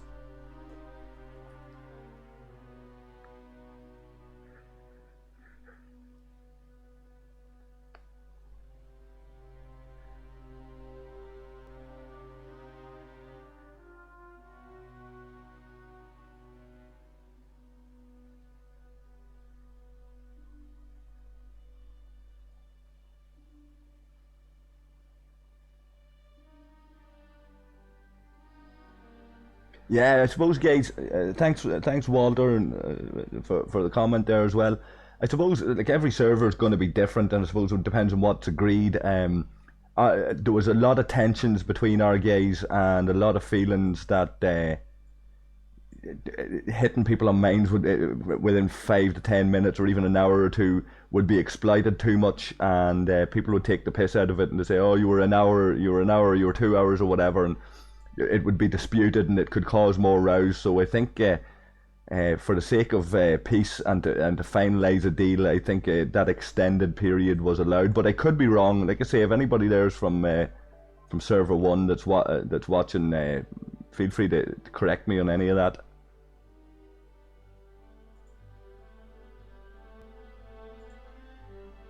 Okay, that ship's after me there. I need to get out of there quick. He'll kick my ass. Where is the... Right, what do I need to do for that mission now?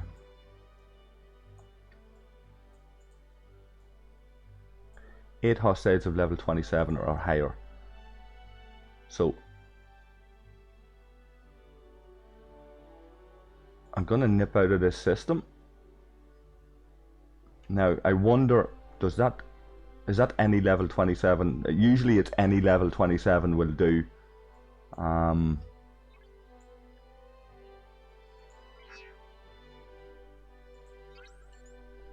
could arguably go out and do some of these dailies, for example, at level 29, Hostile Harbinger.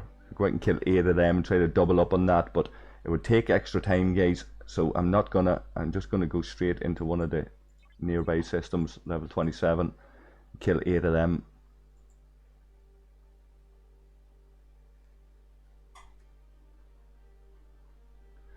Well, the main reason I don't use the North Star, Walter, is because it's a piece of shit. Apologies if you like it, but it's a piece of shit. So is the jellyfish.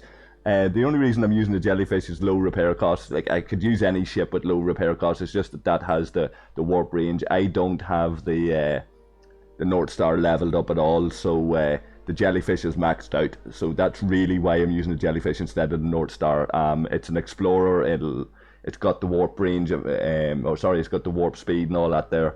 So it's the next best ship to the Centurion in terms of warp speed and low repair costs. But it could get killed here very easy. I'm wasting time. Like, I don't even know why I've got it down here, to be honest with you. It's more to have a second ship in the vicinity to help complete these missions, but it's not working for me at the moment. I might just recall it.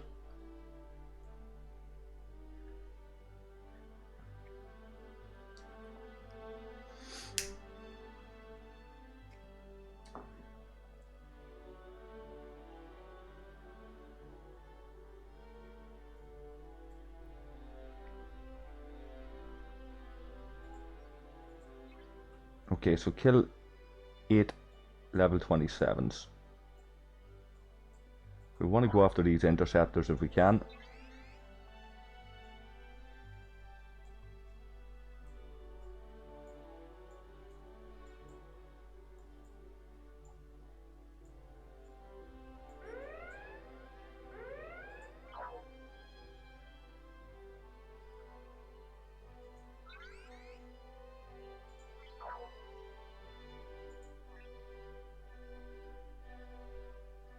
Okay, so let's check in on our building and see if that relog will allow me to upgrade my academy.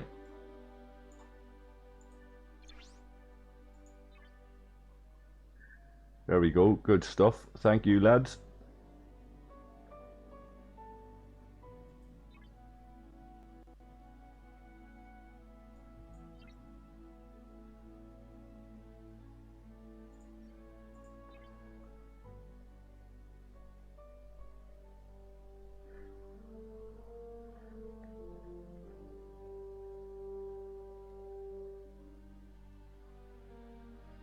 I'd agree with you, Davey, on that. That would have been the feeling with us as well. I suppose the reason why we had such an extended period of time, like I said, was it was more to do with the fact that people who wanted to engage with each other and people who just wanted to go around and do PvP, hit ships and steal resources,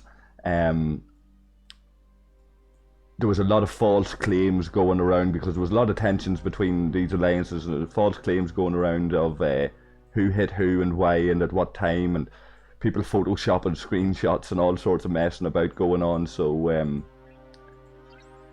it felt that an extended period was appropriate. Generally speaking, we rotated mines. Everybody claimed a mine, and basically that alliance held on to them mines, you know.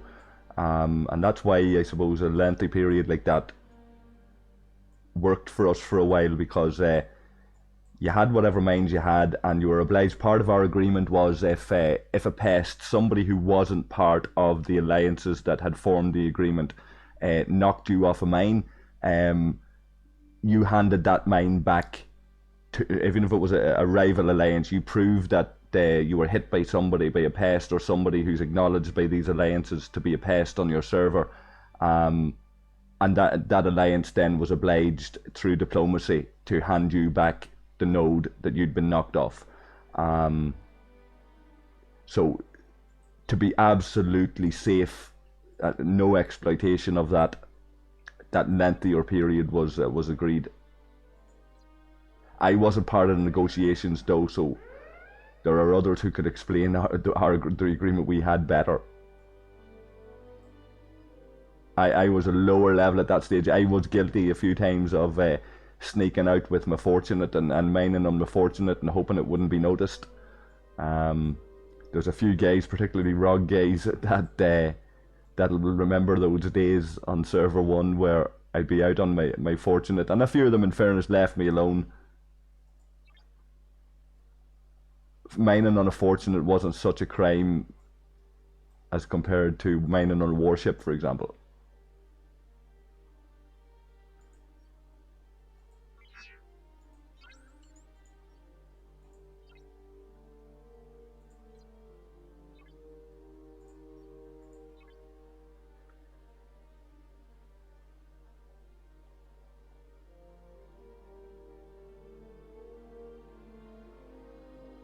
So yeah, you could be right, Walter. You could be right. I've heard a lot of people from the North Star come in. You see, you got to remember, I was past the North Star stage. I had already built the ECS Horizon when it came in, and yeah, even though I was kind of considering the North Star, I would kind of sit back and wait and see what people were saying. And most of the guys on my server were saying, here, there's better options. If you've got a faction miner or the ESS Horizon, it's a better option. The North Star seemed to be a base buster. It seemed to be something, like you say, with the health power and all that, they're a strong ship that didn't have great mining capacity, but it could actually go in and bust a base open for you or defend the base and whatever. So it was more like a warship in terms of its strength and whatever, you know, and excellent at mining the G3.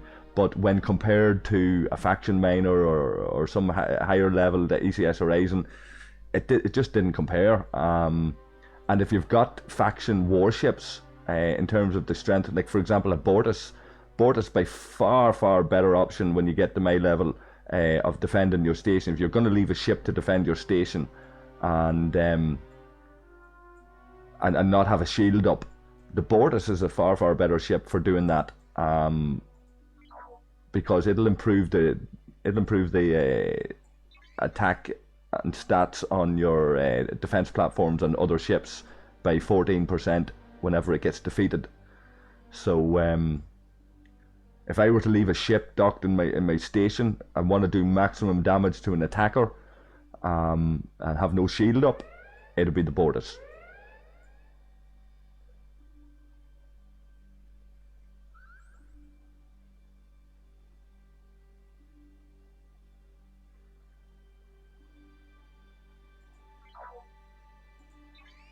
So yeah, Sailor, you're right. Like it's a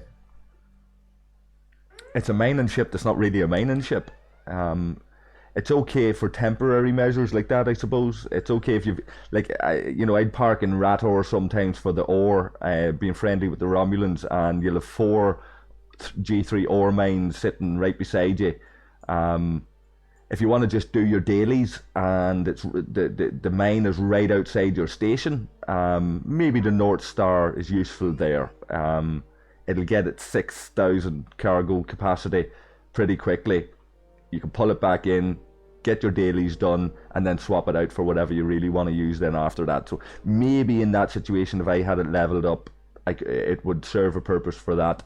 But right now, if I were to bust a base, it'd be this Centurion I'd be going with. That'll go up to almost 400k with the right officer configuration, and that and my Mortis, which is a little over 300k.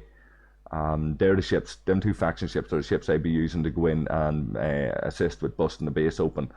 But unfortunately, there's not that many opportunities on our server to do that because everybody's cleaned out. Everybody is cleaned completely out. And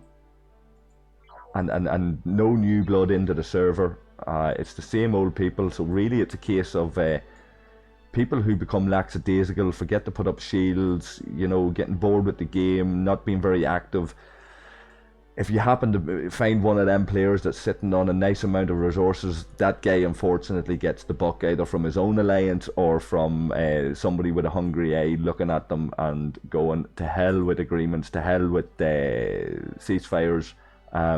This guy's got resources. There's absolutely no bases that you're able to raid in the game, so on our server, so that guy unfortunately then gets hit, and sometimes unfortunately as well it results in people quitting the game. They've been inactive for a little while, they're almost already there, they end up getting drained and they go, right, to hell with that. So we've had a high attrition rate of players on our server due to them kind of activities.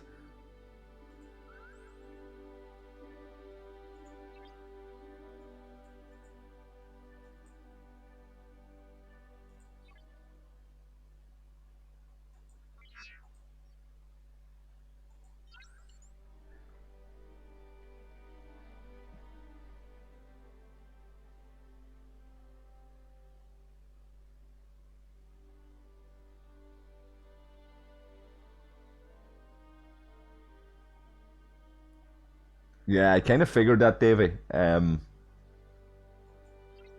would make sense.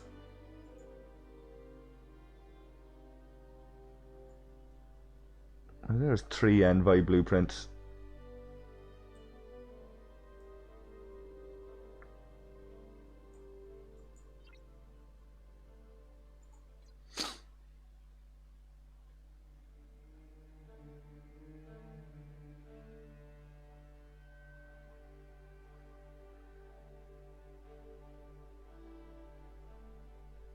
It's been suggested, alright, for adding in NPC hostile bases, allowing you to raid them and stuff like that. It wouldn't be a bad move. I still like the idea of a little bit of PvP. I'd like to see an event, like I've mentioned before, like capture a flag or deliver the package. Even if it was just in a small system like this, where you go into an instance with a handful of players, maybe 12 players, 15 players, and basically whatever ships you want, good rewards in it that's going to cover all your repair costs, allow you to go in for a bit of crack, and just have a melee where in the center there's a package and you have to jump from location to location carrying the package, and you get rewards for doing that. But it's a free-for-all and anybody can attack you, so it's like running around dodging people, trying to get to a thing, attack them, pick up the package, you get hit, somebody else picks up the package, and you just have to go to constant spawn. And like these little yellow flags, like if they constantly spawn every time that the package is delivered, another one spawns somewhere else, and just a melee of attacking and picking up the package and running around and collecting points and collecting rewards, and do it for as long as you want, and drop in, drop out of the instance, and just let players do it. Maybe do that multi-server, so maybe you go into a system that warps you to another server temporarily, for example, with whatever ships. And I don't know how difficult this would be, I'm not a developer, I'm not a programmer, but another server where you transfer over. Maybe there's a lobby where it's going to take you 5 minutes to queue up, 10 minutes to queue up to take part in the event. I could live with that. And you land in where there's like 15, 20, 30 players, whatever it is, into a system, and you just run around acting the bollocks and leave it, and guaranteed that when you're leaving, whatever repair costs you've incurred in that instance are going to be covered with the rewards just by participating. and then any success you've had with taking part in the event is a bonus, and you get bonus rewards for that. Something like that would be ideal, I think. I mentioned capture the flag as well, so maybe everybody lines up. One alliance will line up on one end of the system, the other alliance will line up on the other end of the system, and basically kick the shit out of each other, try to break through, and somebody has to grab the flag from the other player's base, basically. Something like that. Like, I mean, a little bit more thought to go into it could probably deliver on a nice little mini games inside this game and make it a little bit more attractive, where you're not just logging in to collect your chests and your dailies and whatever. You're logging in to actually take part in some sort of real content. But you're right, probably too hard for Scopely.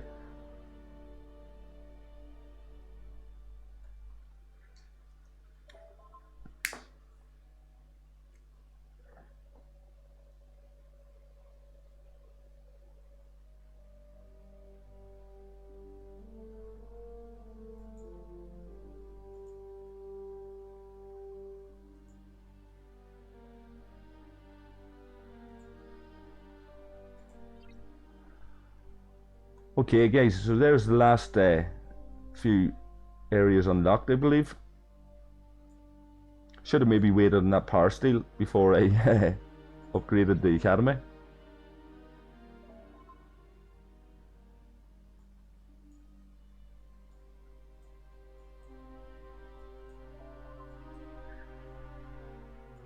Okay.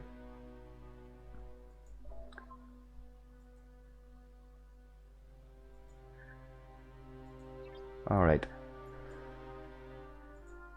There's the coming darkness.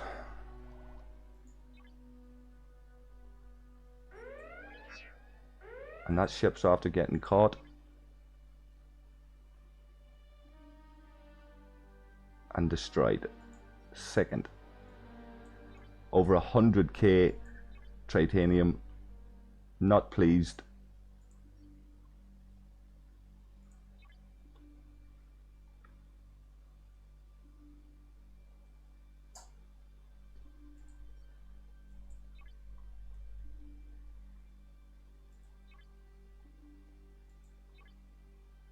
Too busy chatting to all you guys. Not paying enough attention.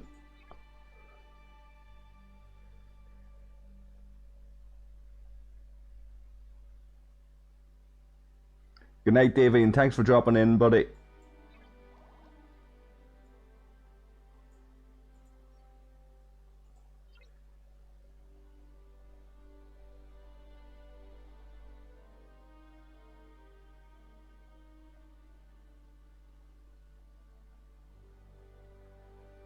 So I'll take a look at that in a wee moment, Walter.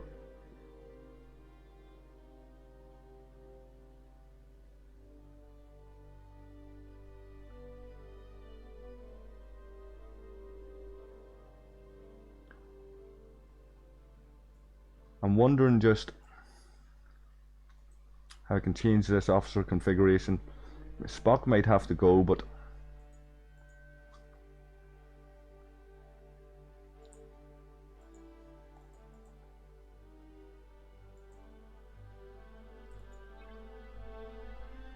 let me see. Any suggestions here, guys? I want to put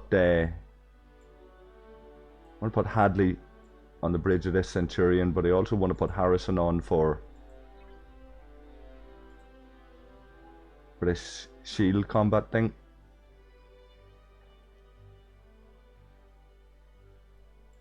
And give this ship the best possibility of surviving should I have a lapse in concentration and get hit again in these higher level systems. Or should I go with the pure speed on a cheap ship like the Jellyfish and just accept that I'm going to be destroyed and have to run back to these systems?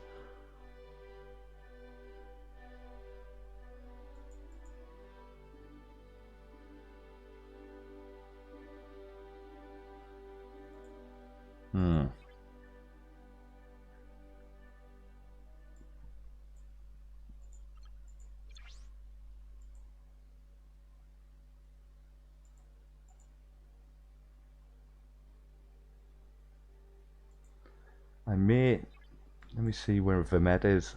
Do I have him available?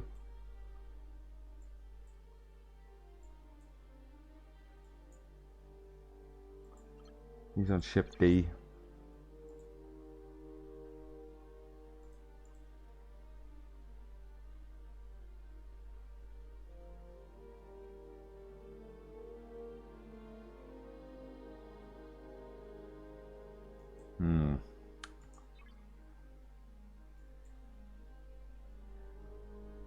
I think you're right, Taylor. I think it might be as well going with a cheap ship. Is that 100k? It hurts.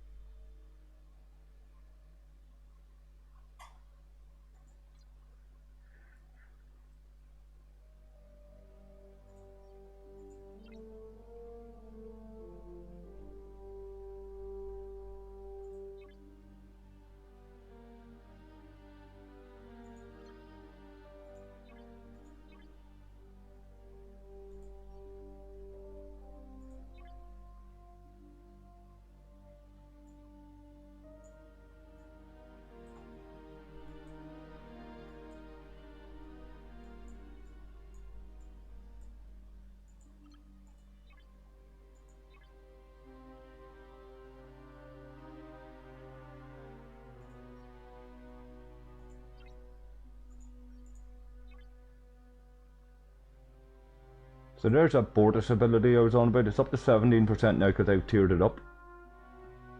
Your basic Bortus might give something like 10%.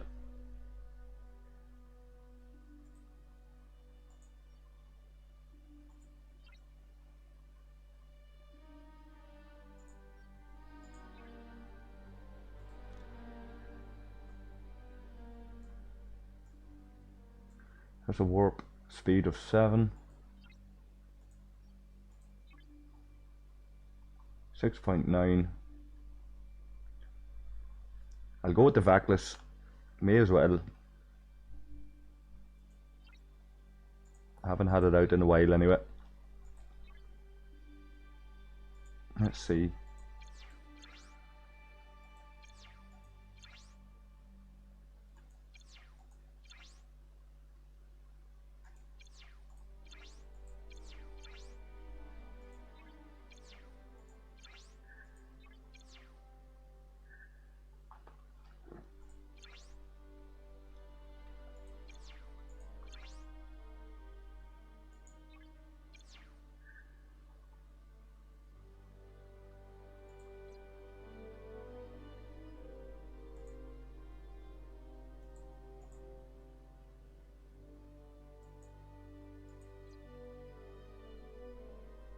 Okay.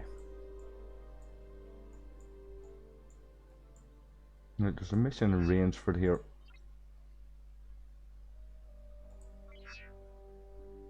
The other side.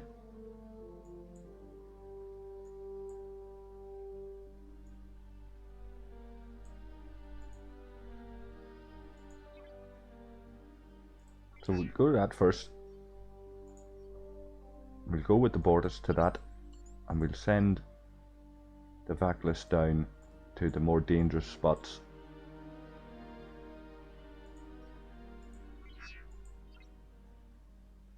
And it looks like I'm going to have to put Scotty on there, and I bet you Scotty is on.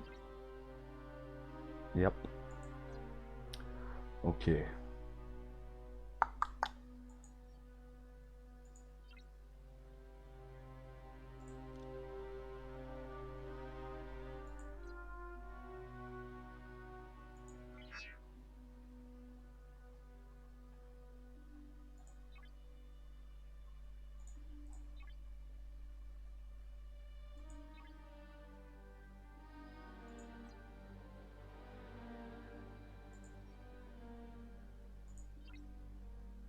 Looks like it's back to the Centurion.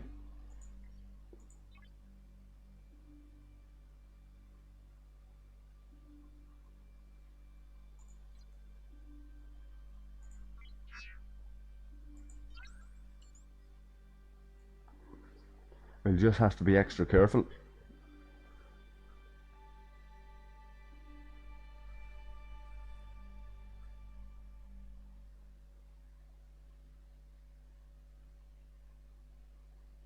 Alright, Warbringer, catch you later, buddy.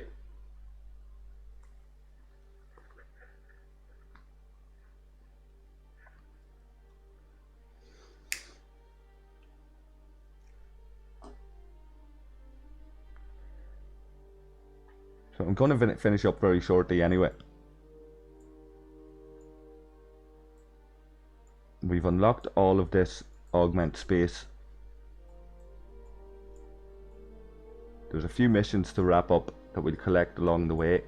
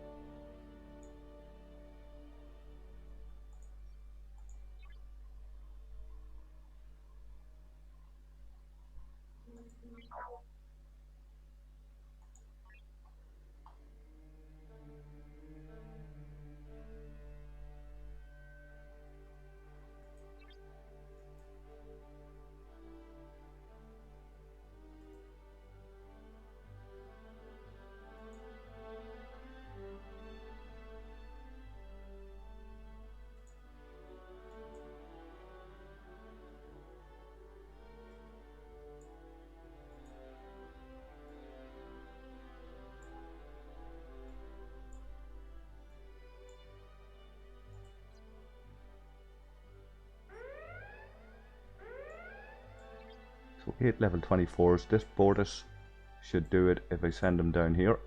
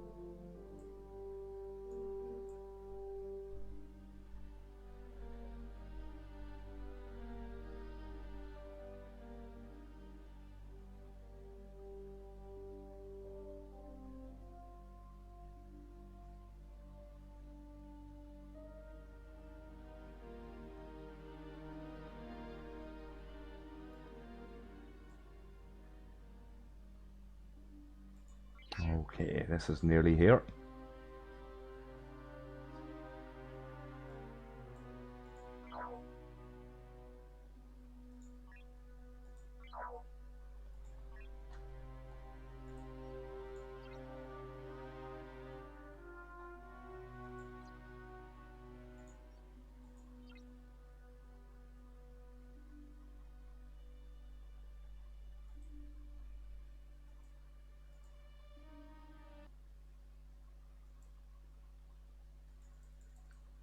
Okay, so it's just frozen again.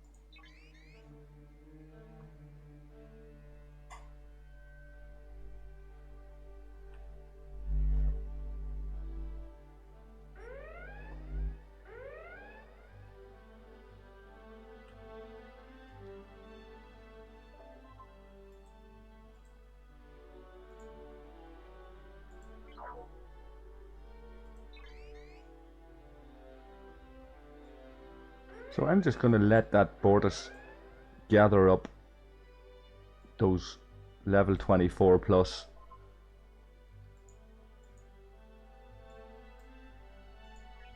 Evade with this Centurion.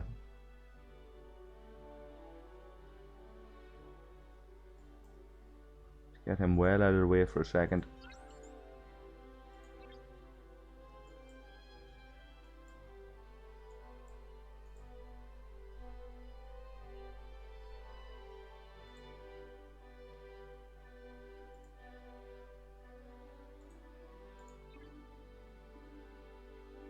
Starbase 82.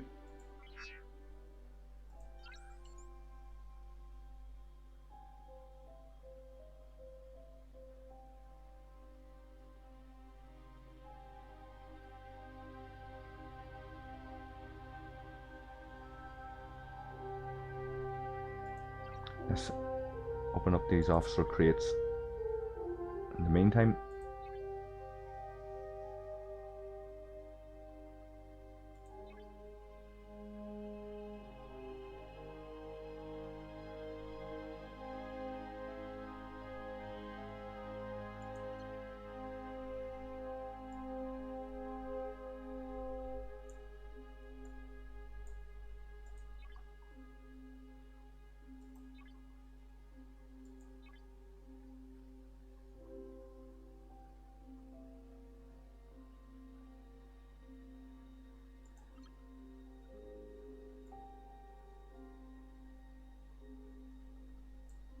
Nothing wild amazing standing out there.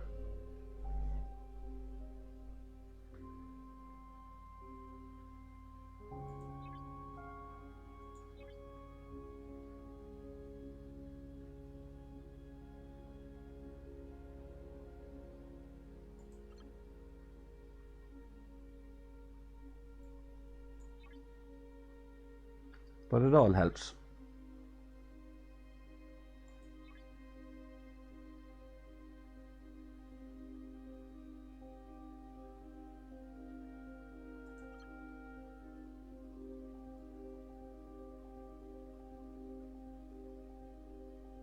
So Kerda and T'Pring ready for upgrading. I'll save them for a worthwhile officer event.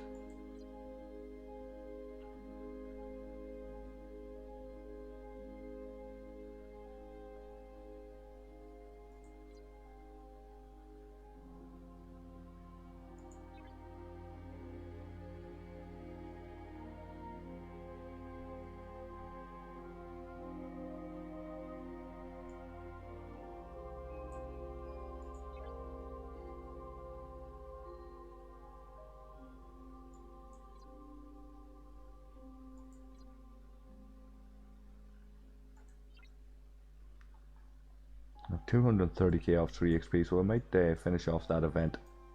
One of these guys. T'Pring's out in the field, so we can't do her.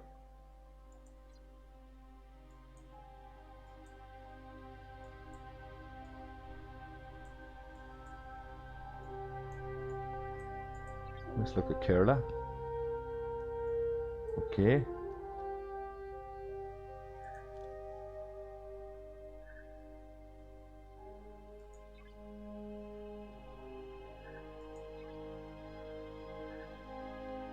This should see us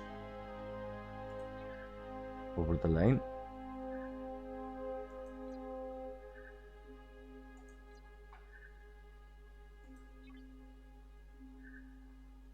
$3,900.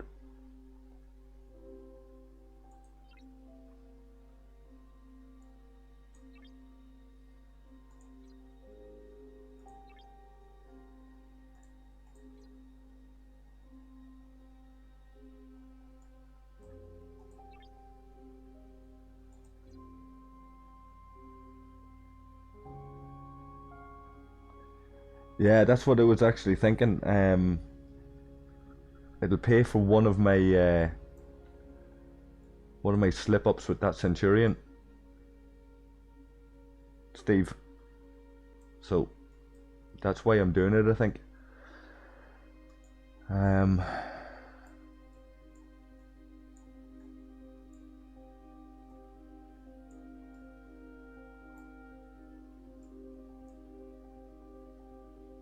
We'll give Kerla another shot. That'll do it.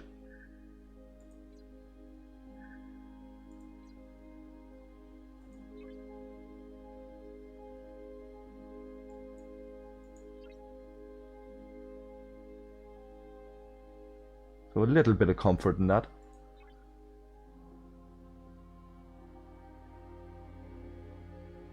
So, Michael, yeah, pike shards seem to be hard enough come by. You don't see them too often, if at all.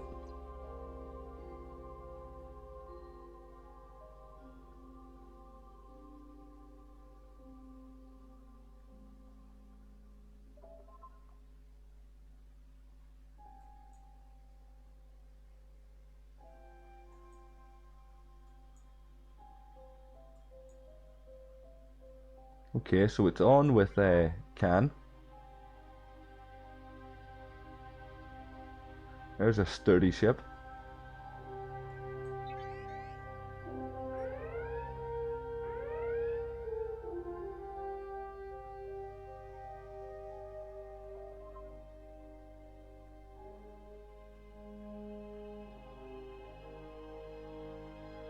Yeah, so Walter, I used to like the Kera. It used to be my go-to ship. Then they nerfed it. And the Kumari is a better ship now. But as an interceptor goes, it's probably still my main interceptor if I need an interceptor. I have the Bortus as my warship. I have the Vaclus, of course, as I have the Centurion as my explorer. The Vaclus and the Kumari are the backups to those two if I want to save on repair costs, for example, and I still want to farm or do something like that. But I don't have the Saladin unlocked to be my interceptor, so the Kera by default there is my main interceptor. So it still remains my main interceptor. It's my Kera, my Centurion, my Bortus, to cover those three in the battle triangle. But I really don't use it anymore, to be honest. It's redundant now at this stage. But if you think it's going to be a while before you get the Centurion or the new is it the D3 is the interceptor for the new faction ships, I think. If you're not going to get the D3 or the Saladin, anytime soon, then as an interceptor, the Kera is very, very much worth it if you need or want an interceptor.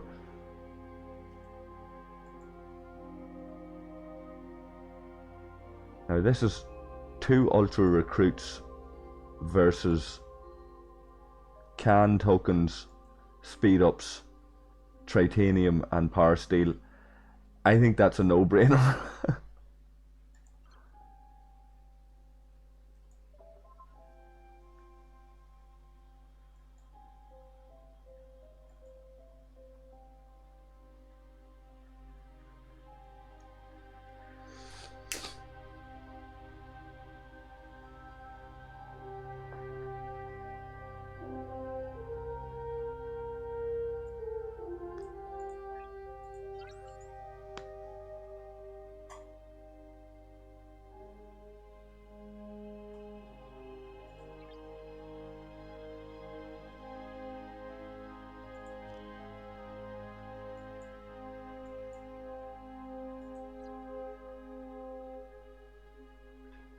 Yeah, let me know how that goes with the D3. They're not as nice, like as far as an interceptor goes, it's not as nice as the Saladin, but it still looks like a very decent ship. My old alliance mate Phil got the red one on our server. That's a little bit of kudos to him.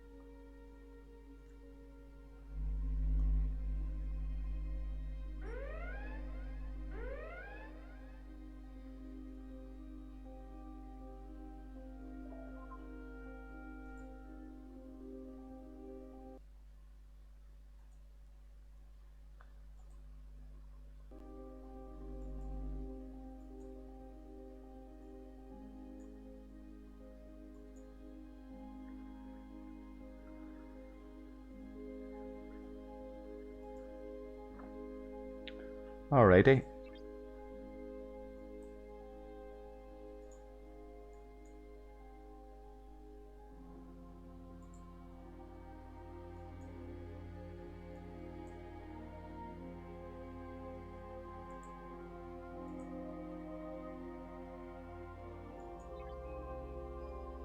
Now I don't know why that's still saying that I have to choose my role. I thought I had done that.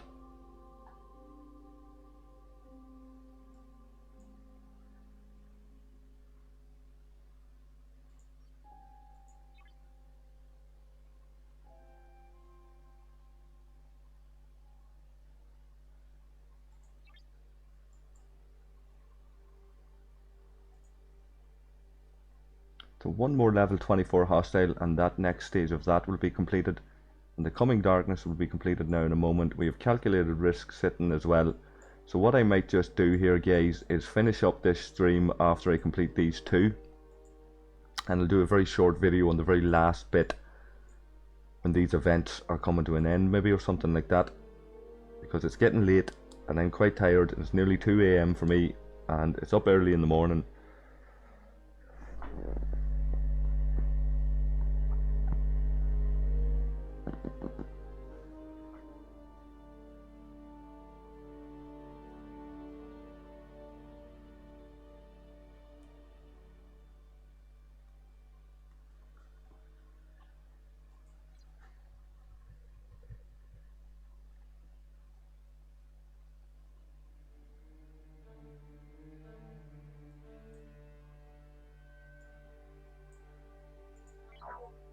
So let's hit this level 25 explorer to finish this off.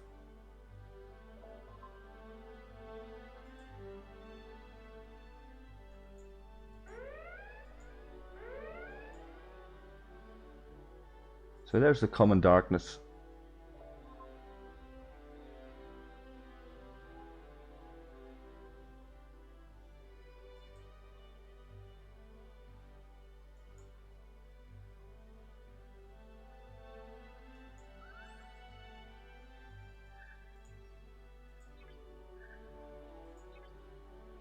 Says I'm a winner here as well. Augment loyalty event.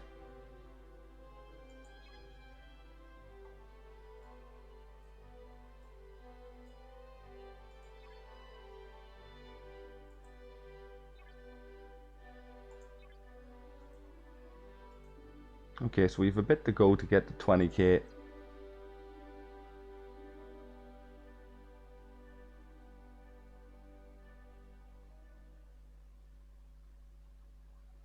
Okay guys, that's the last mission you're saying? I'm just, all I was conscious of there was this big yellow thing here in Yarda. That's a mission. Will that be, if I look at these missions for a second.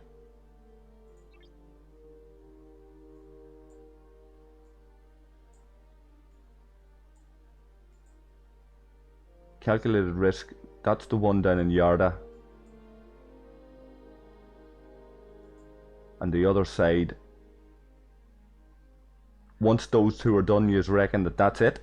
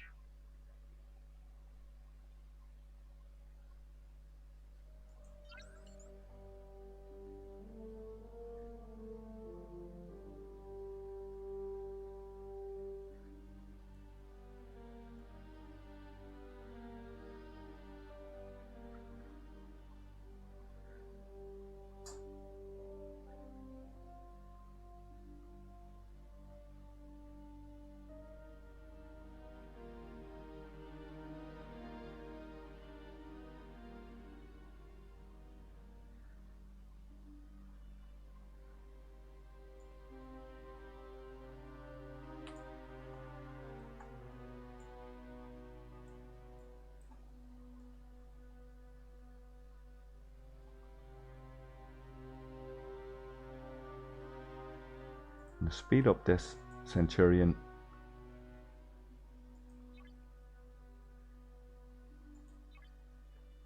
Get him down to that system as soon as possible. We might actually be able to complete these missions in this stream then.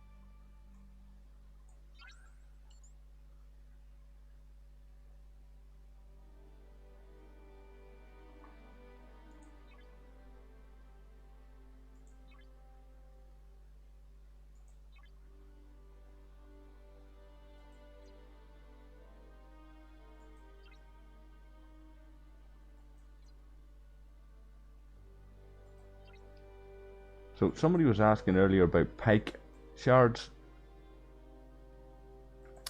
I got 10 from somewhere. I don't recall where that was. Might have been some event or something that was on. I haven't seen any pop up since. From doing these missions, I've managed also to get 16 of the can tokens. Or shards, sorry.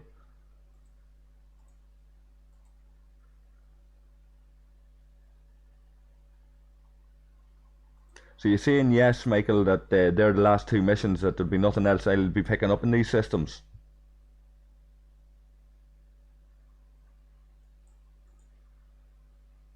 This game's frozen again.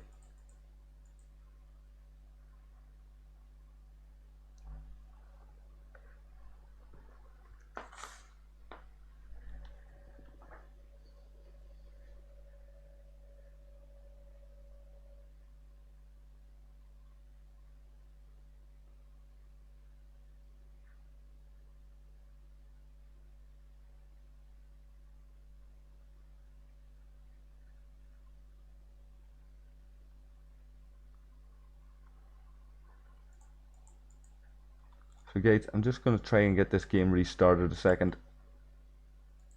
Bear with me.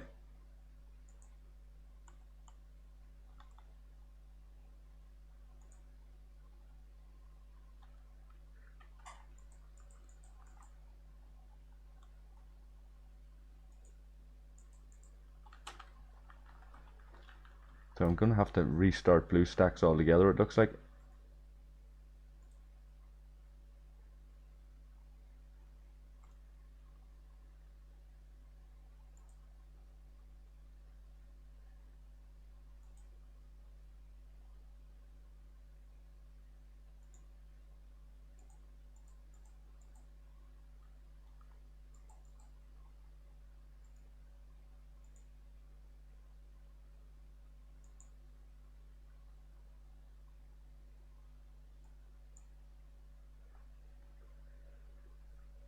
So yeah, is that a BlueStacks thing, do you think, Michael?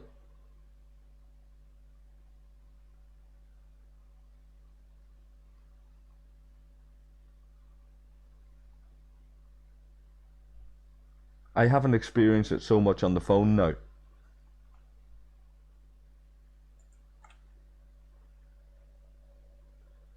But then I don't play as much lately on the phone as I would have when I started this game for the first year or so.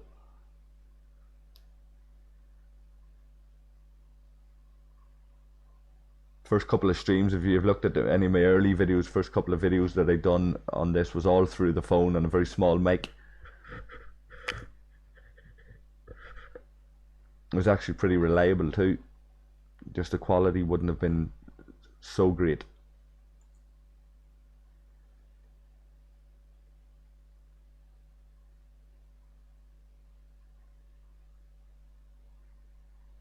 Right, you reckon it's Discord interfering with the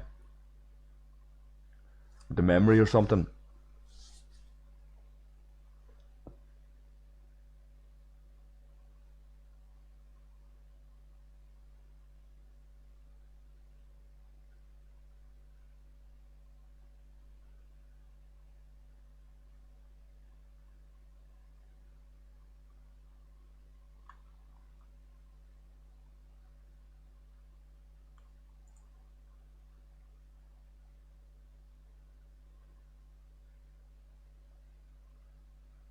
Okay, so this is loading back up now. I'll be with you. Have the game back with you in a wee second.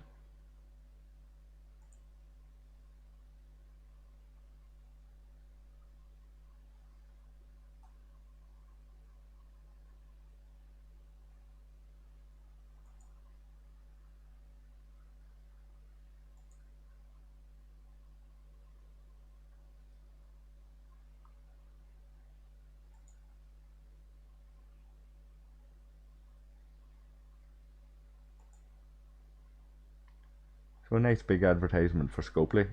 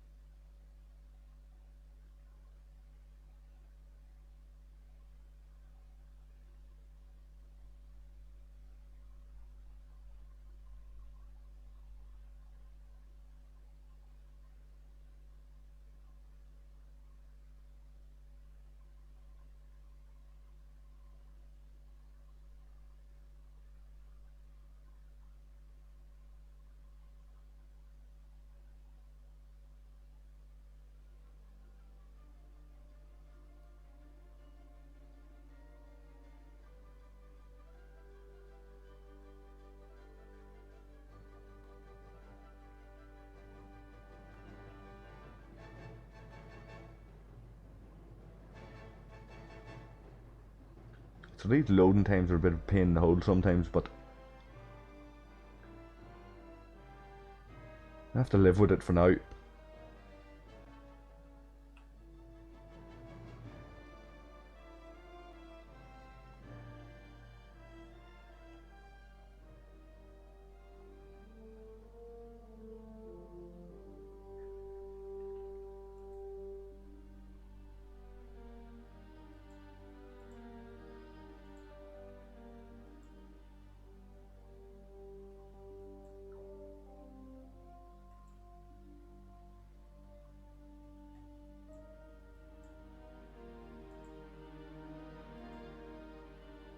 I can see behind that ship's after getting destroyed. It's a big pain in the arse.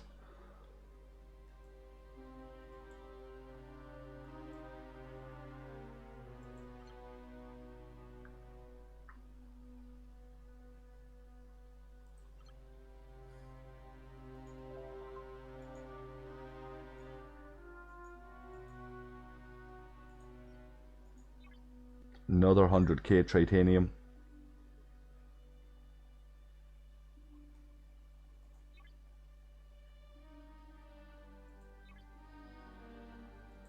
And more speed ups.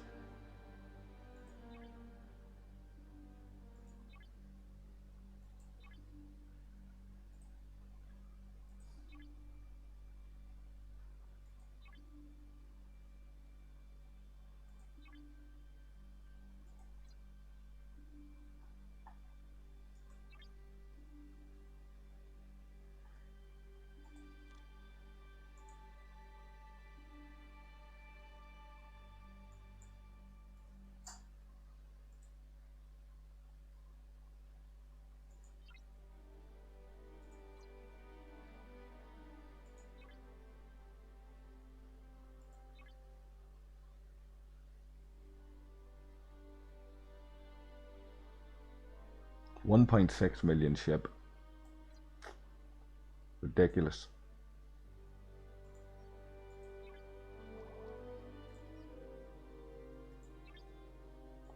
Okay, what have we left here? The other side.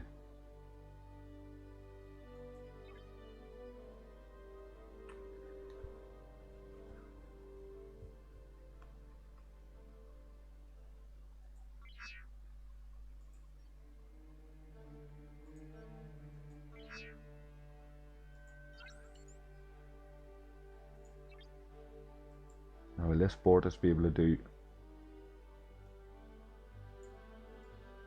calculated risk for me?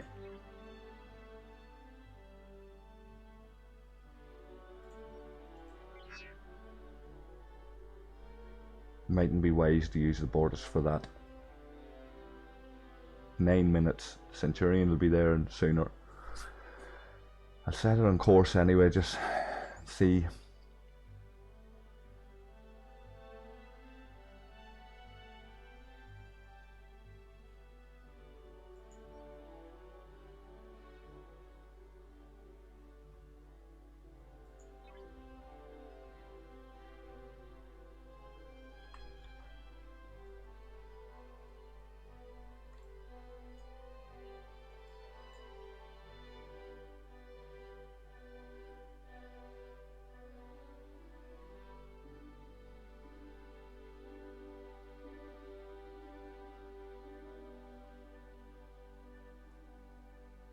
I'm starting to get quite tired, guys, so I'm going a little bit quiet.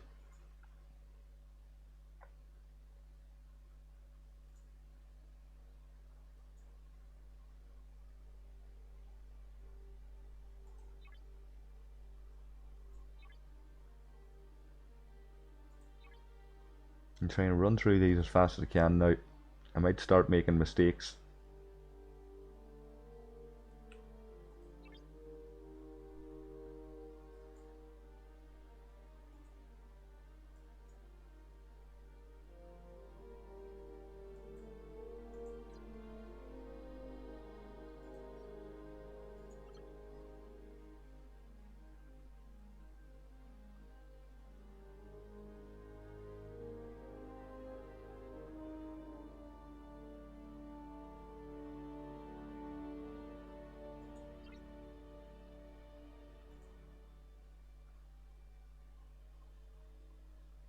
A couple of 2-star survey parts might allow me to get me a little bit closer to maybe doing an upgrade on that Botany Bay.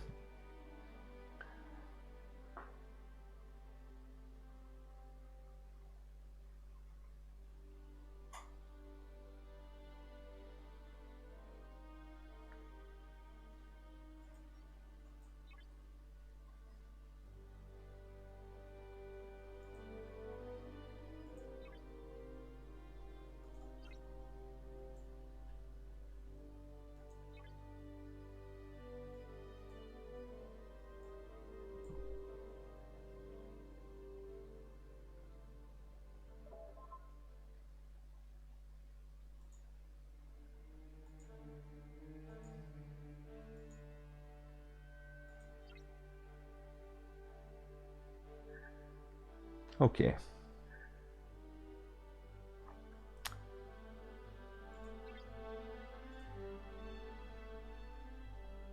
We'll wrap this up, get this Centurion out.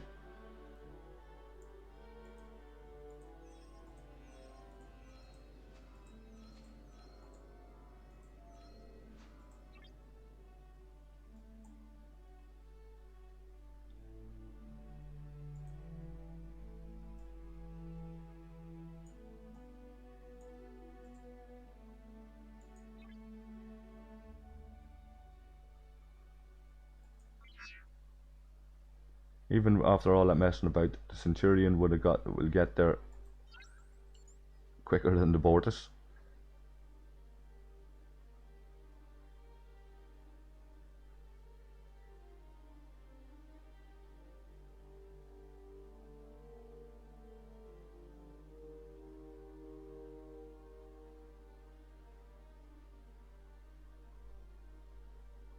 Can we take a look at these events and where we stand in them? There's a ship event.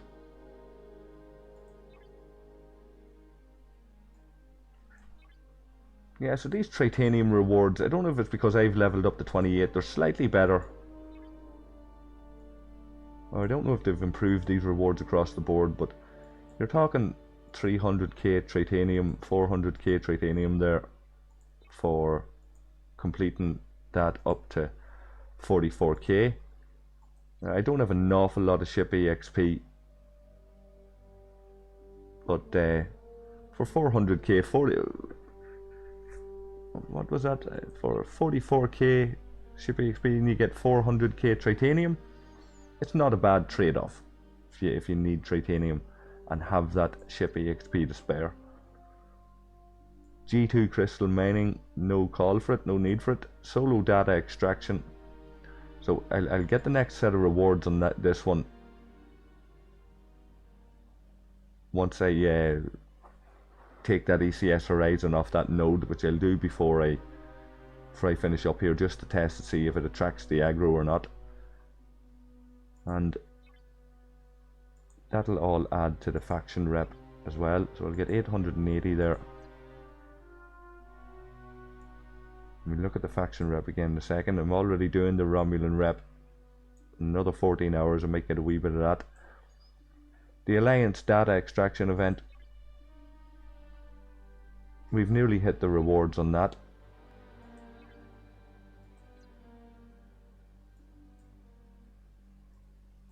domination event, we've dropped to 4th. But again, there's 5 days on that. Augment loyalty.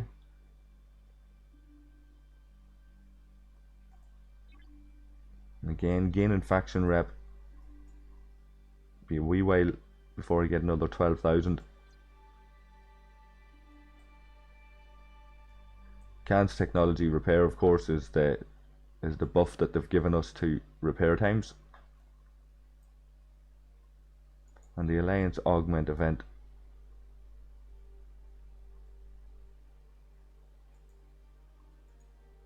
Gain an Augment reputation again there with the Alliance. Next set of rewards, a couple of Can tokens. So we'll monitor the progress of this, and I'll do a video, guys, on those events coming towards the end of them or further into them when I've had more time to spend on that, now that I've cleared these missions.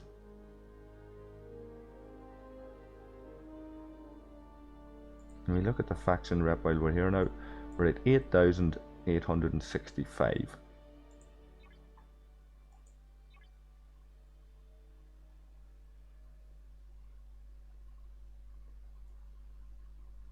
Tempted to buy a few Joaquin shards there.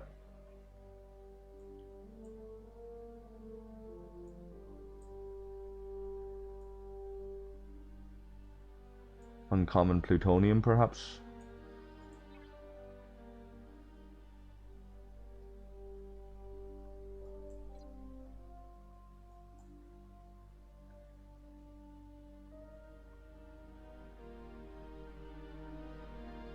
So you guys all reckon the way to go here is save the Can tokens. Don't spend them. I'm tempted there, for example, to spend the Can tokens there to get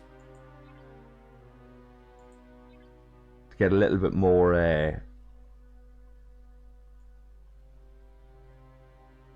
rep. Oh, sorry, to get a little bit more credits and be able to buy this common plutonium, for example, to advance on this Botany Bay mission. I still wouldn't finish it for me, I don't think, there, so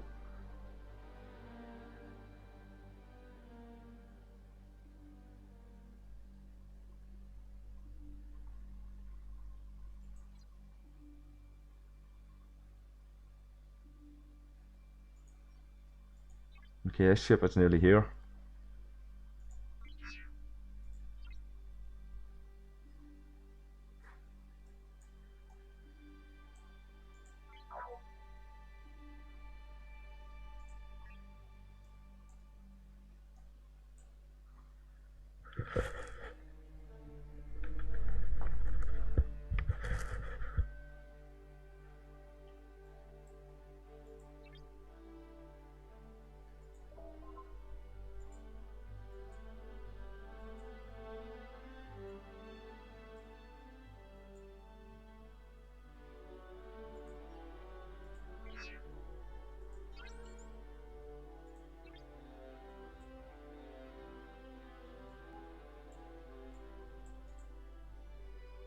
Okay.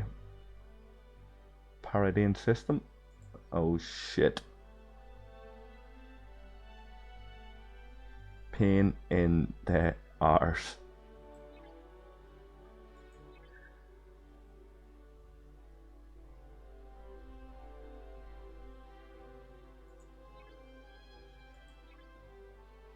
So this is what happens when it's 2 o'clock in the morning and you're not paying half enough attention. Although that came upon me pretty quickly, in fairness.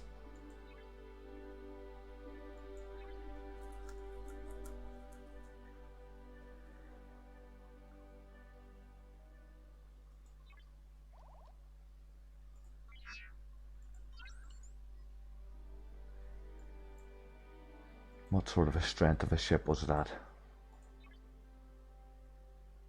Yeah, 1.6 million, not a hope.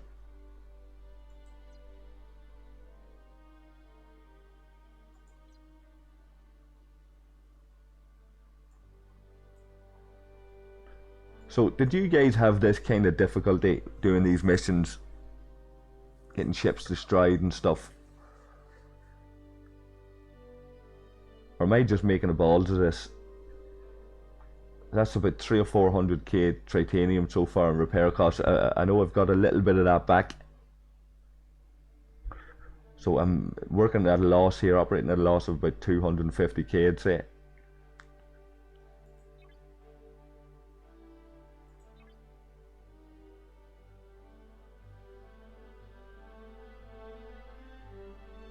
Yeah, well, that's what I'm wondering there, Thaler, because I popped out of it to check it for a wee second, and it was already in battle. So it happened upon me very, very quickly. I'm not sure why, if it was because it was near the edge of the system or not, but I don't want the same thing to happen here now to this Portus.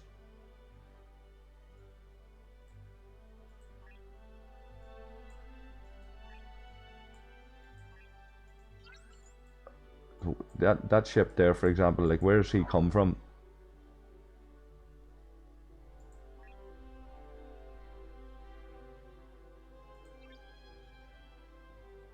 I'm just using this Portus to get these last systems explored, while the Centurion does the business on the missions.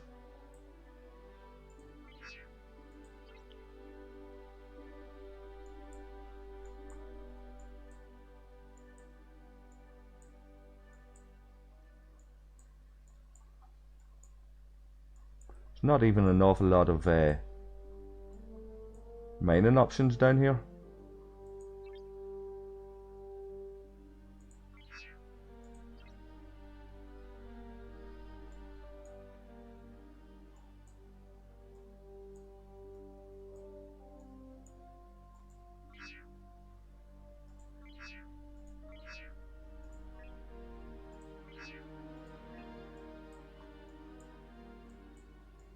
Much higher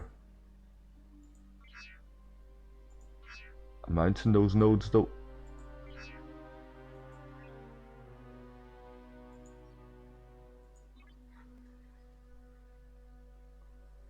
Hey Sync man, how's it going?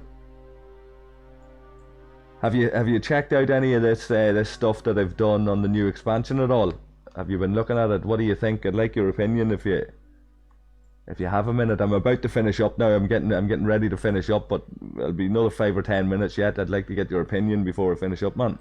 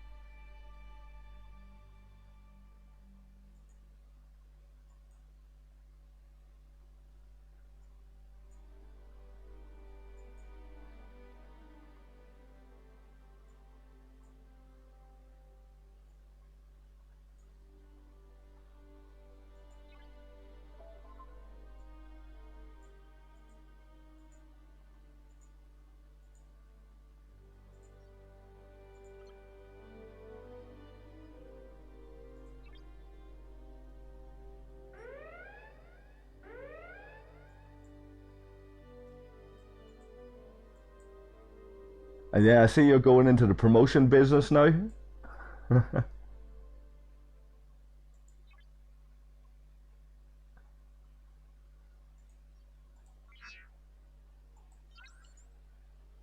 So any of you low-level guys that are still figuring out the game, Sync has a couple of good videos there that he dealt with the lower level content um, around the time of global launch, when some of these new features that were in that I never got to test when I was a lower level.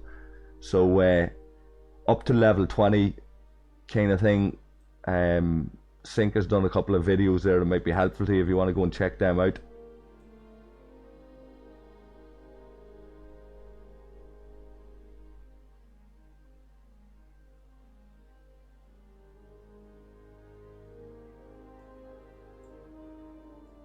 Yeah, well, I mean, there's a couple that will still be useful. You know, they'll stand the test of time. They're not dealing with an event that's maybe 2 or 3 months out of date or something like that. I'm saying that there's a couple of your videos, maybe 10. You know, like I'm not saying two. It's a turn of phrase. But there's a few of them videos there among syncs that will still be useful in the time to come, and for new players and people are in the lower levels. So definitely a resource worth hanging on to if he doesn't go and delete these ones.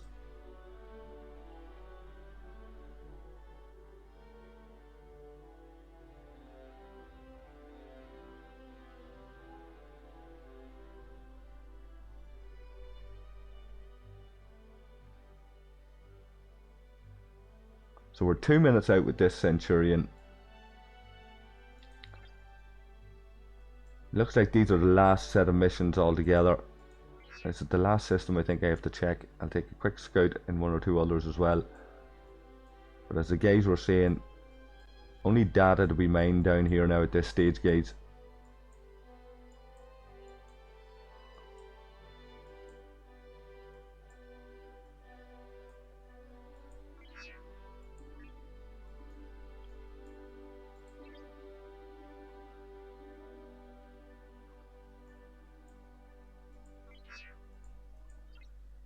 You're very welcome, Michael, and thank you, buddy, for dropping into the stream and interacting and chatting.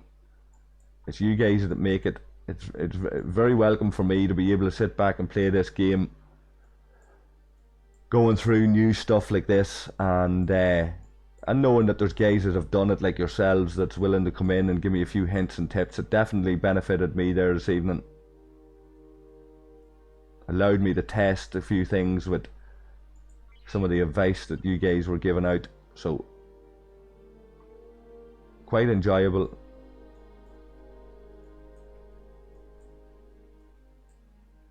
Maybe the way to go, you let me know, maybe the way to go with new content in future, that Scopely do a new event or add in new content. Should we go live with it as we're all playing it? Maybe I'll deliberately hang on for a couple of hours and play catch up so that you guys can tell me your experiences, correct me where I'm going wrong, direct me where I'm doing it right, that kind of stuff. So let me know your thoughts on that, guys.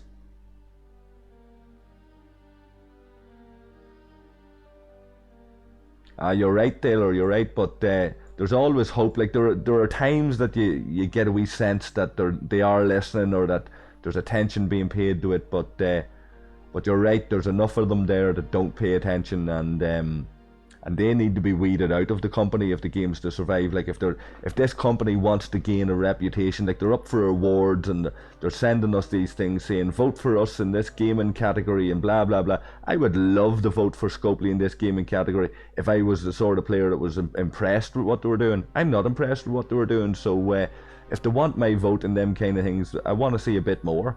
I would love to be able to say I back this company 100%, hand on heart. They're brilliant at what they do. I love playing this game because it's not just the community. The guys who run the game are fantastic as well, and the community spirit and the whole ethos of what we do is great, and it does justice to the whole Star Trek lore and what Star Trek represents to people in the modern era and all of that. I'd love to be able to say all that there, but unfortunately I can't. Unfortunately, there's still a sense that the money grabbing is alive and well, and it needs to be weeded out. Company gains reputation and respect from how they treat people, and the question is, does Scopely want to be around in the years to come? There's a lot of mobile games out there nowadays. A lot of people making a lot of money. Are they going to cut and run when they've made their profits? Maybe that's the idea. Maybe they're just cowboys. Or do they want to be a company that's on the market in the years to come, market leaders, showing everybody else how it's done, with a community of gamers behind them that can hand on heart say this company knows what they're at, and they look after their customers and they look after their players? How much would we all love to be able to say that? Somehow I can't see it, but we'll give it time and we'll see.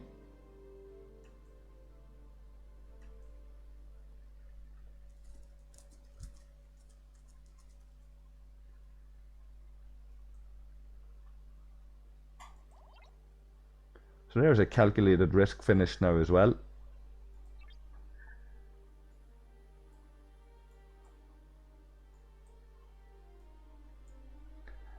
So that's me finished with them missions, guys. So the last thing I'm going to do here now is with this miner, I'm going to test this aggro. I'm just going to pull him off, grab the rewards for that event, whatever I can get, stick him back on the mine and see if a hostile comes after me or not.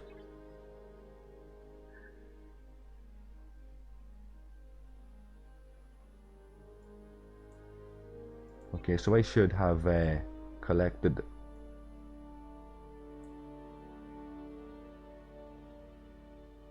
a certain amount.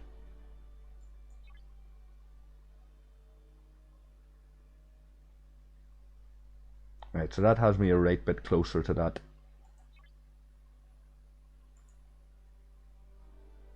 At about 10k, so that should have been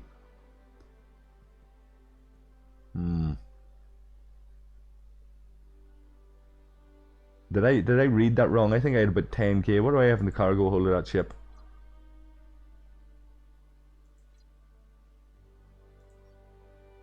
Yeah, 11k of decoded data.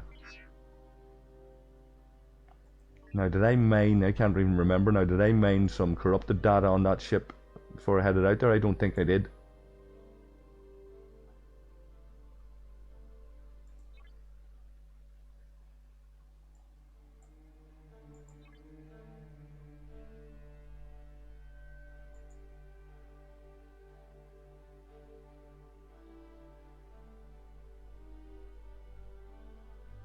I'm getting 10 points for 10k. That's 100k.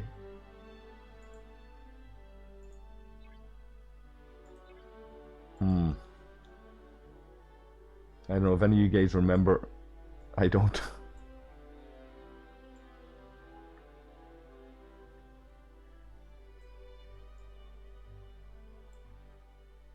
So that ECS Horizon doesn't look like it's attracted aggro, so it looks like you can pull them off the ship and just keep refreshing the mine and stay there. It's not creating any hostile aggro. Pulling them off and putting them back on.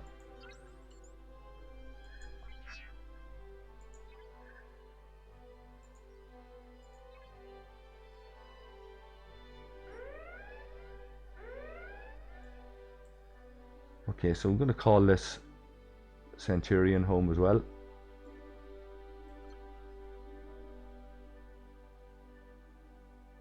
And I'll finish up the stream with sending out an envoy to mine corrupted data and use and try that trick again with the ship, the warship going into the system a couple of seconds ahead. We'll do it in Rainsford if there's any in the low level system, if there's any spots free.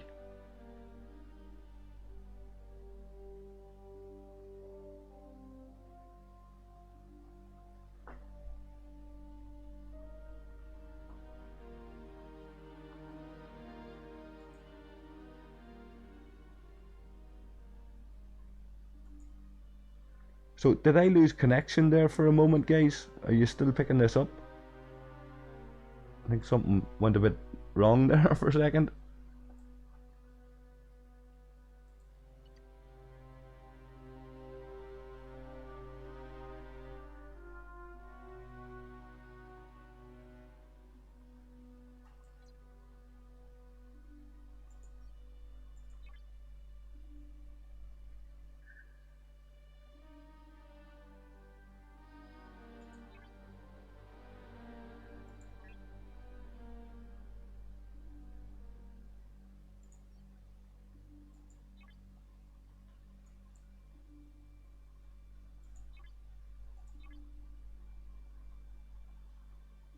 Okay, thanks for that, Michael and Walter. On my other screen, I just seen an alert. I thought that I'd lost connection for a second.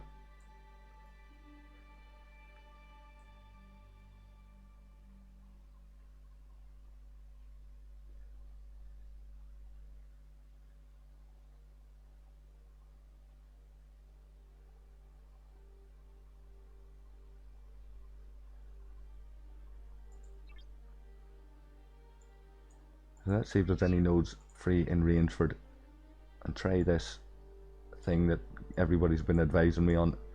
Right, so there's plenty of nodes free there.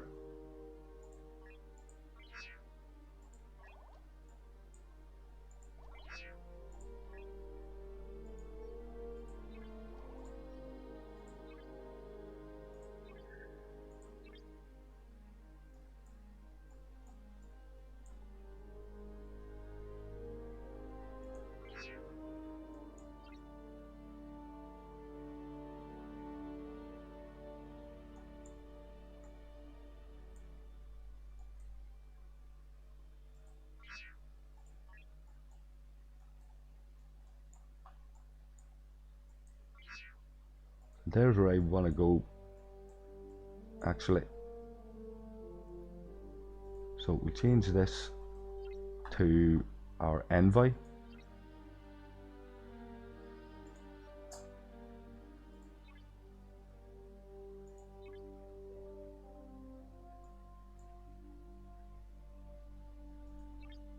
Let's see what mining officers we've got, if we have any addition.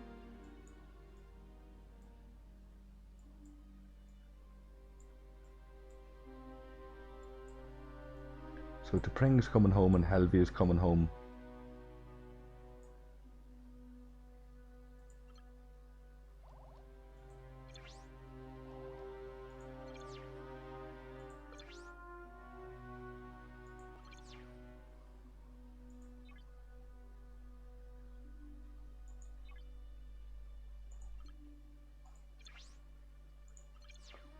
Okay, that should be ready to speed up.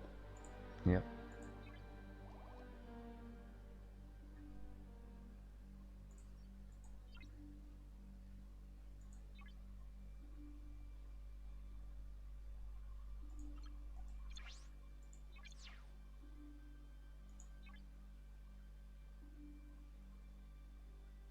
Okay, so that's a tier 7 envoy.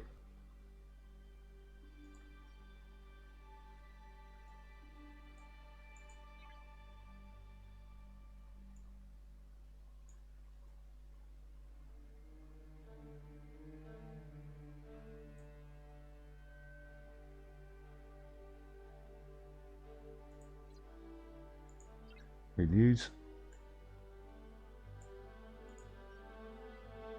the jelly again, I think.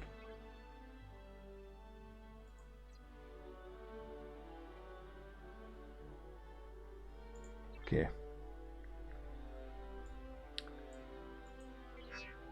Tara Lira, mining node over here, 7k on it, nearly 8k. Envoy's going to take 4 minutes. Jelly's going to take 1, so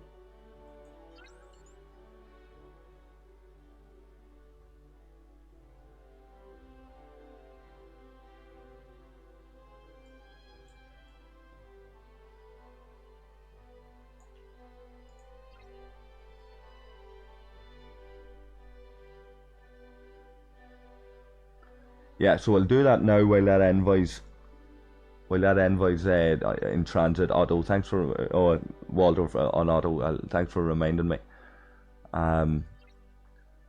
Right, I haven't looked at them in great detail now, so this is a good opportunity to examine them. Right. So smash the defenses.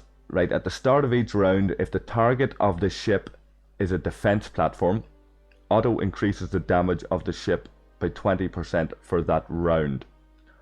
Okay, so at the start of each round, obviously, it won't apply. My reading of this is it won't apply to any ships when you're attacking a station. It will only apply to defense platforms, and it'll increase damage of your ship by 20% for that round. Okay. The brute force, he increases the attack of each officer on the bridge of the ship by 20%. Okay, so that'll be standard enough. Every officer will get a 20% bonus with him just being on the bridge, and that smashes the defenses. My reading of that is it's only effective against defense platforms. So for example, once you've cracked that base and destroyed all the ships, he wouldn't be a decent. He would be a decent option if you had him for being on the bridge, being the captain of, say, for me, the ECS Horizon as I'm raiding the base, because it's only dealing with defense platforms. Then there's no ships there. The base has been cracked. It's getting drained. Otto's your man on your miner that's going to drain that base. But not if there's ships docked. That'd be my reading on that.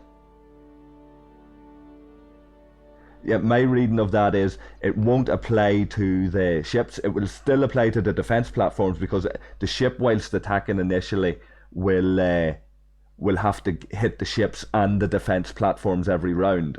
And that's when your ship will be destroyed. That's why it needs to be uber powerful, extra powerful, so that all of the ships and defense platforms still can't take out your ship.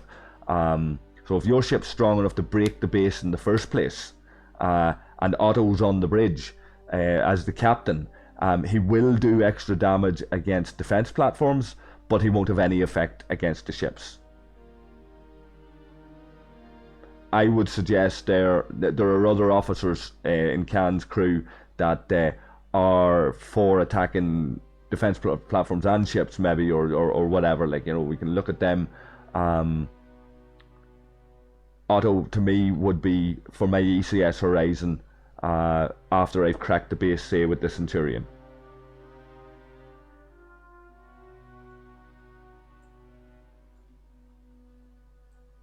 However, in combination with other officers, he might give you some food for thought.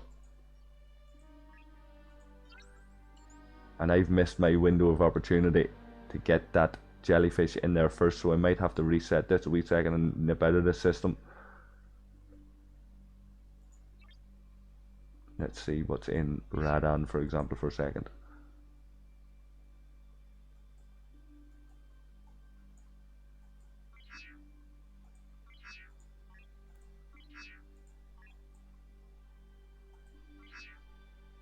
There's 7,000.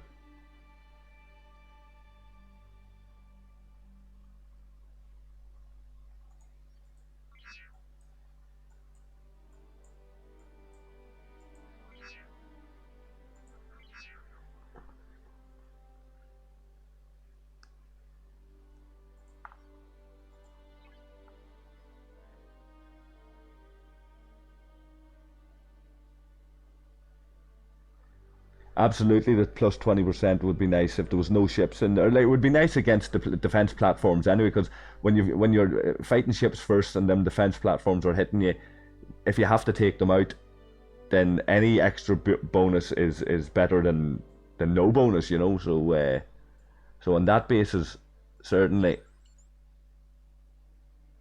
Otto would serve a function, no question.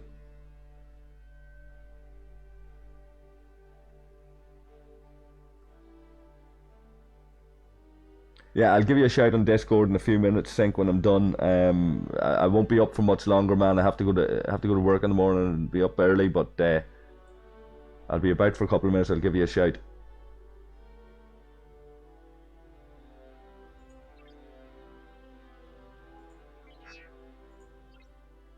Okay, let me get this working here now, guys, and then we'll wrap it up.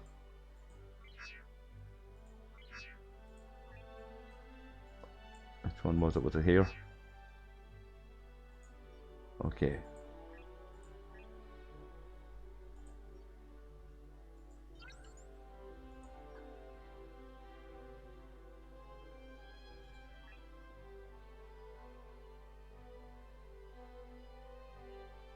So at about 120, 110, I send this jellyfish.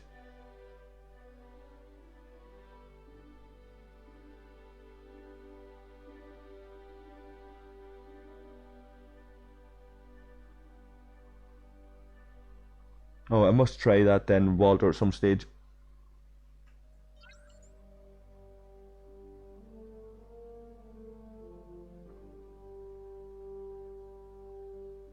Right, so hopefully this will work.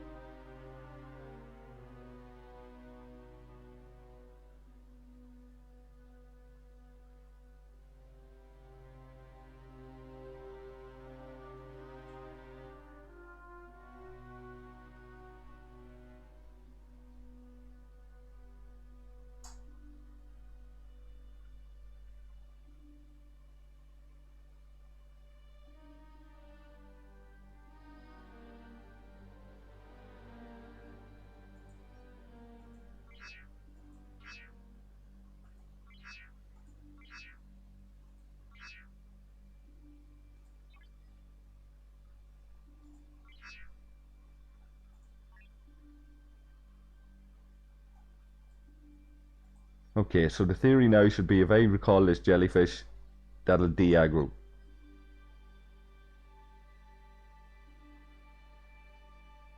There we go. Okay, guys, mission accomplished. Thanks to everybody for tuning in and all the interactions. I very pleased with all of the comments and all the advice.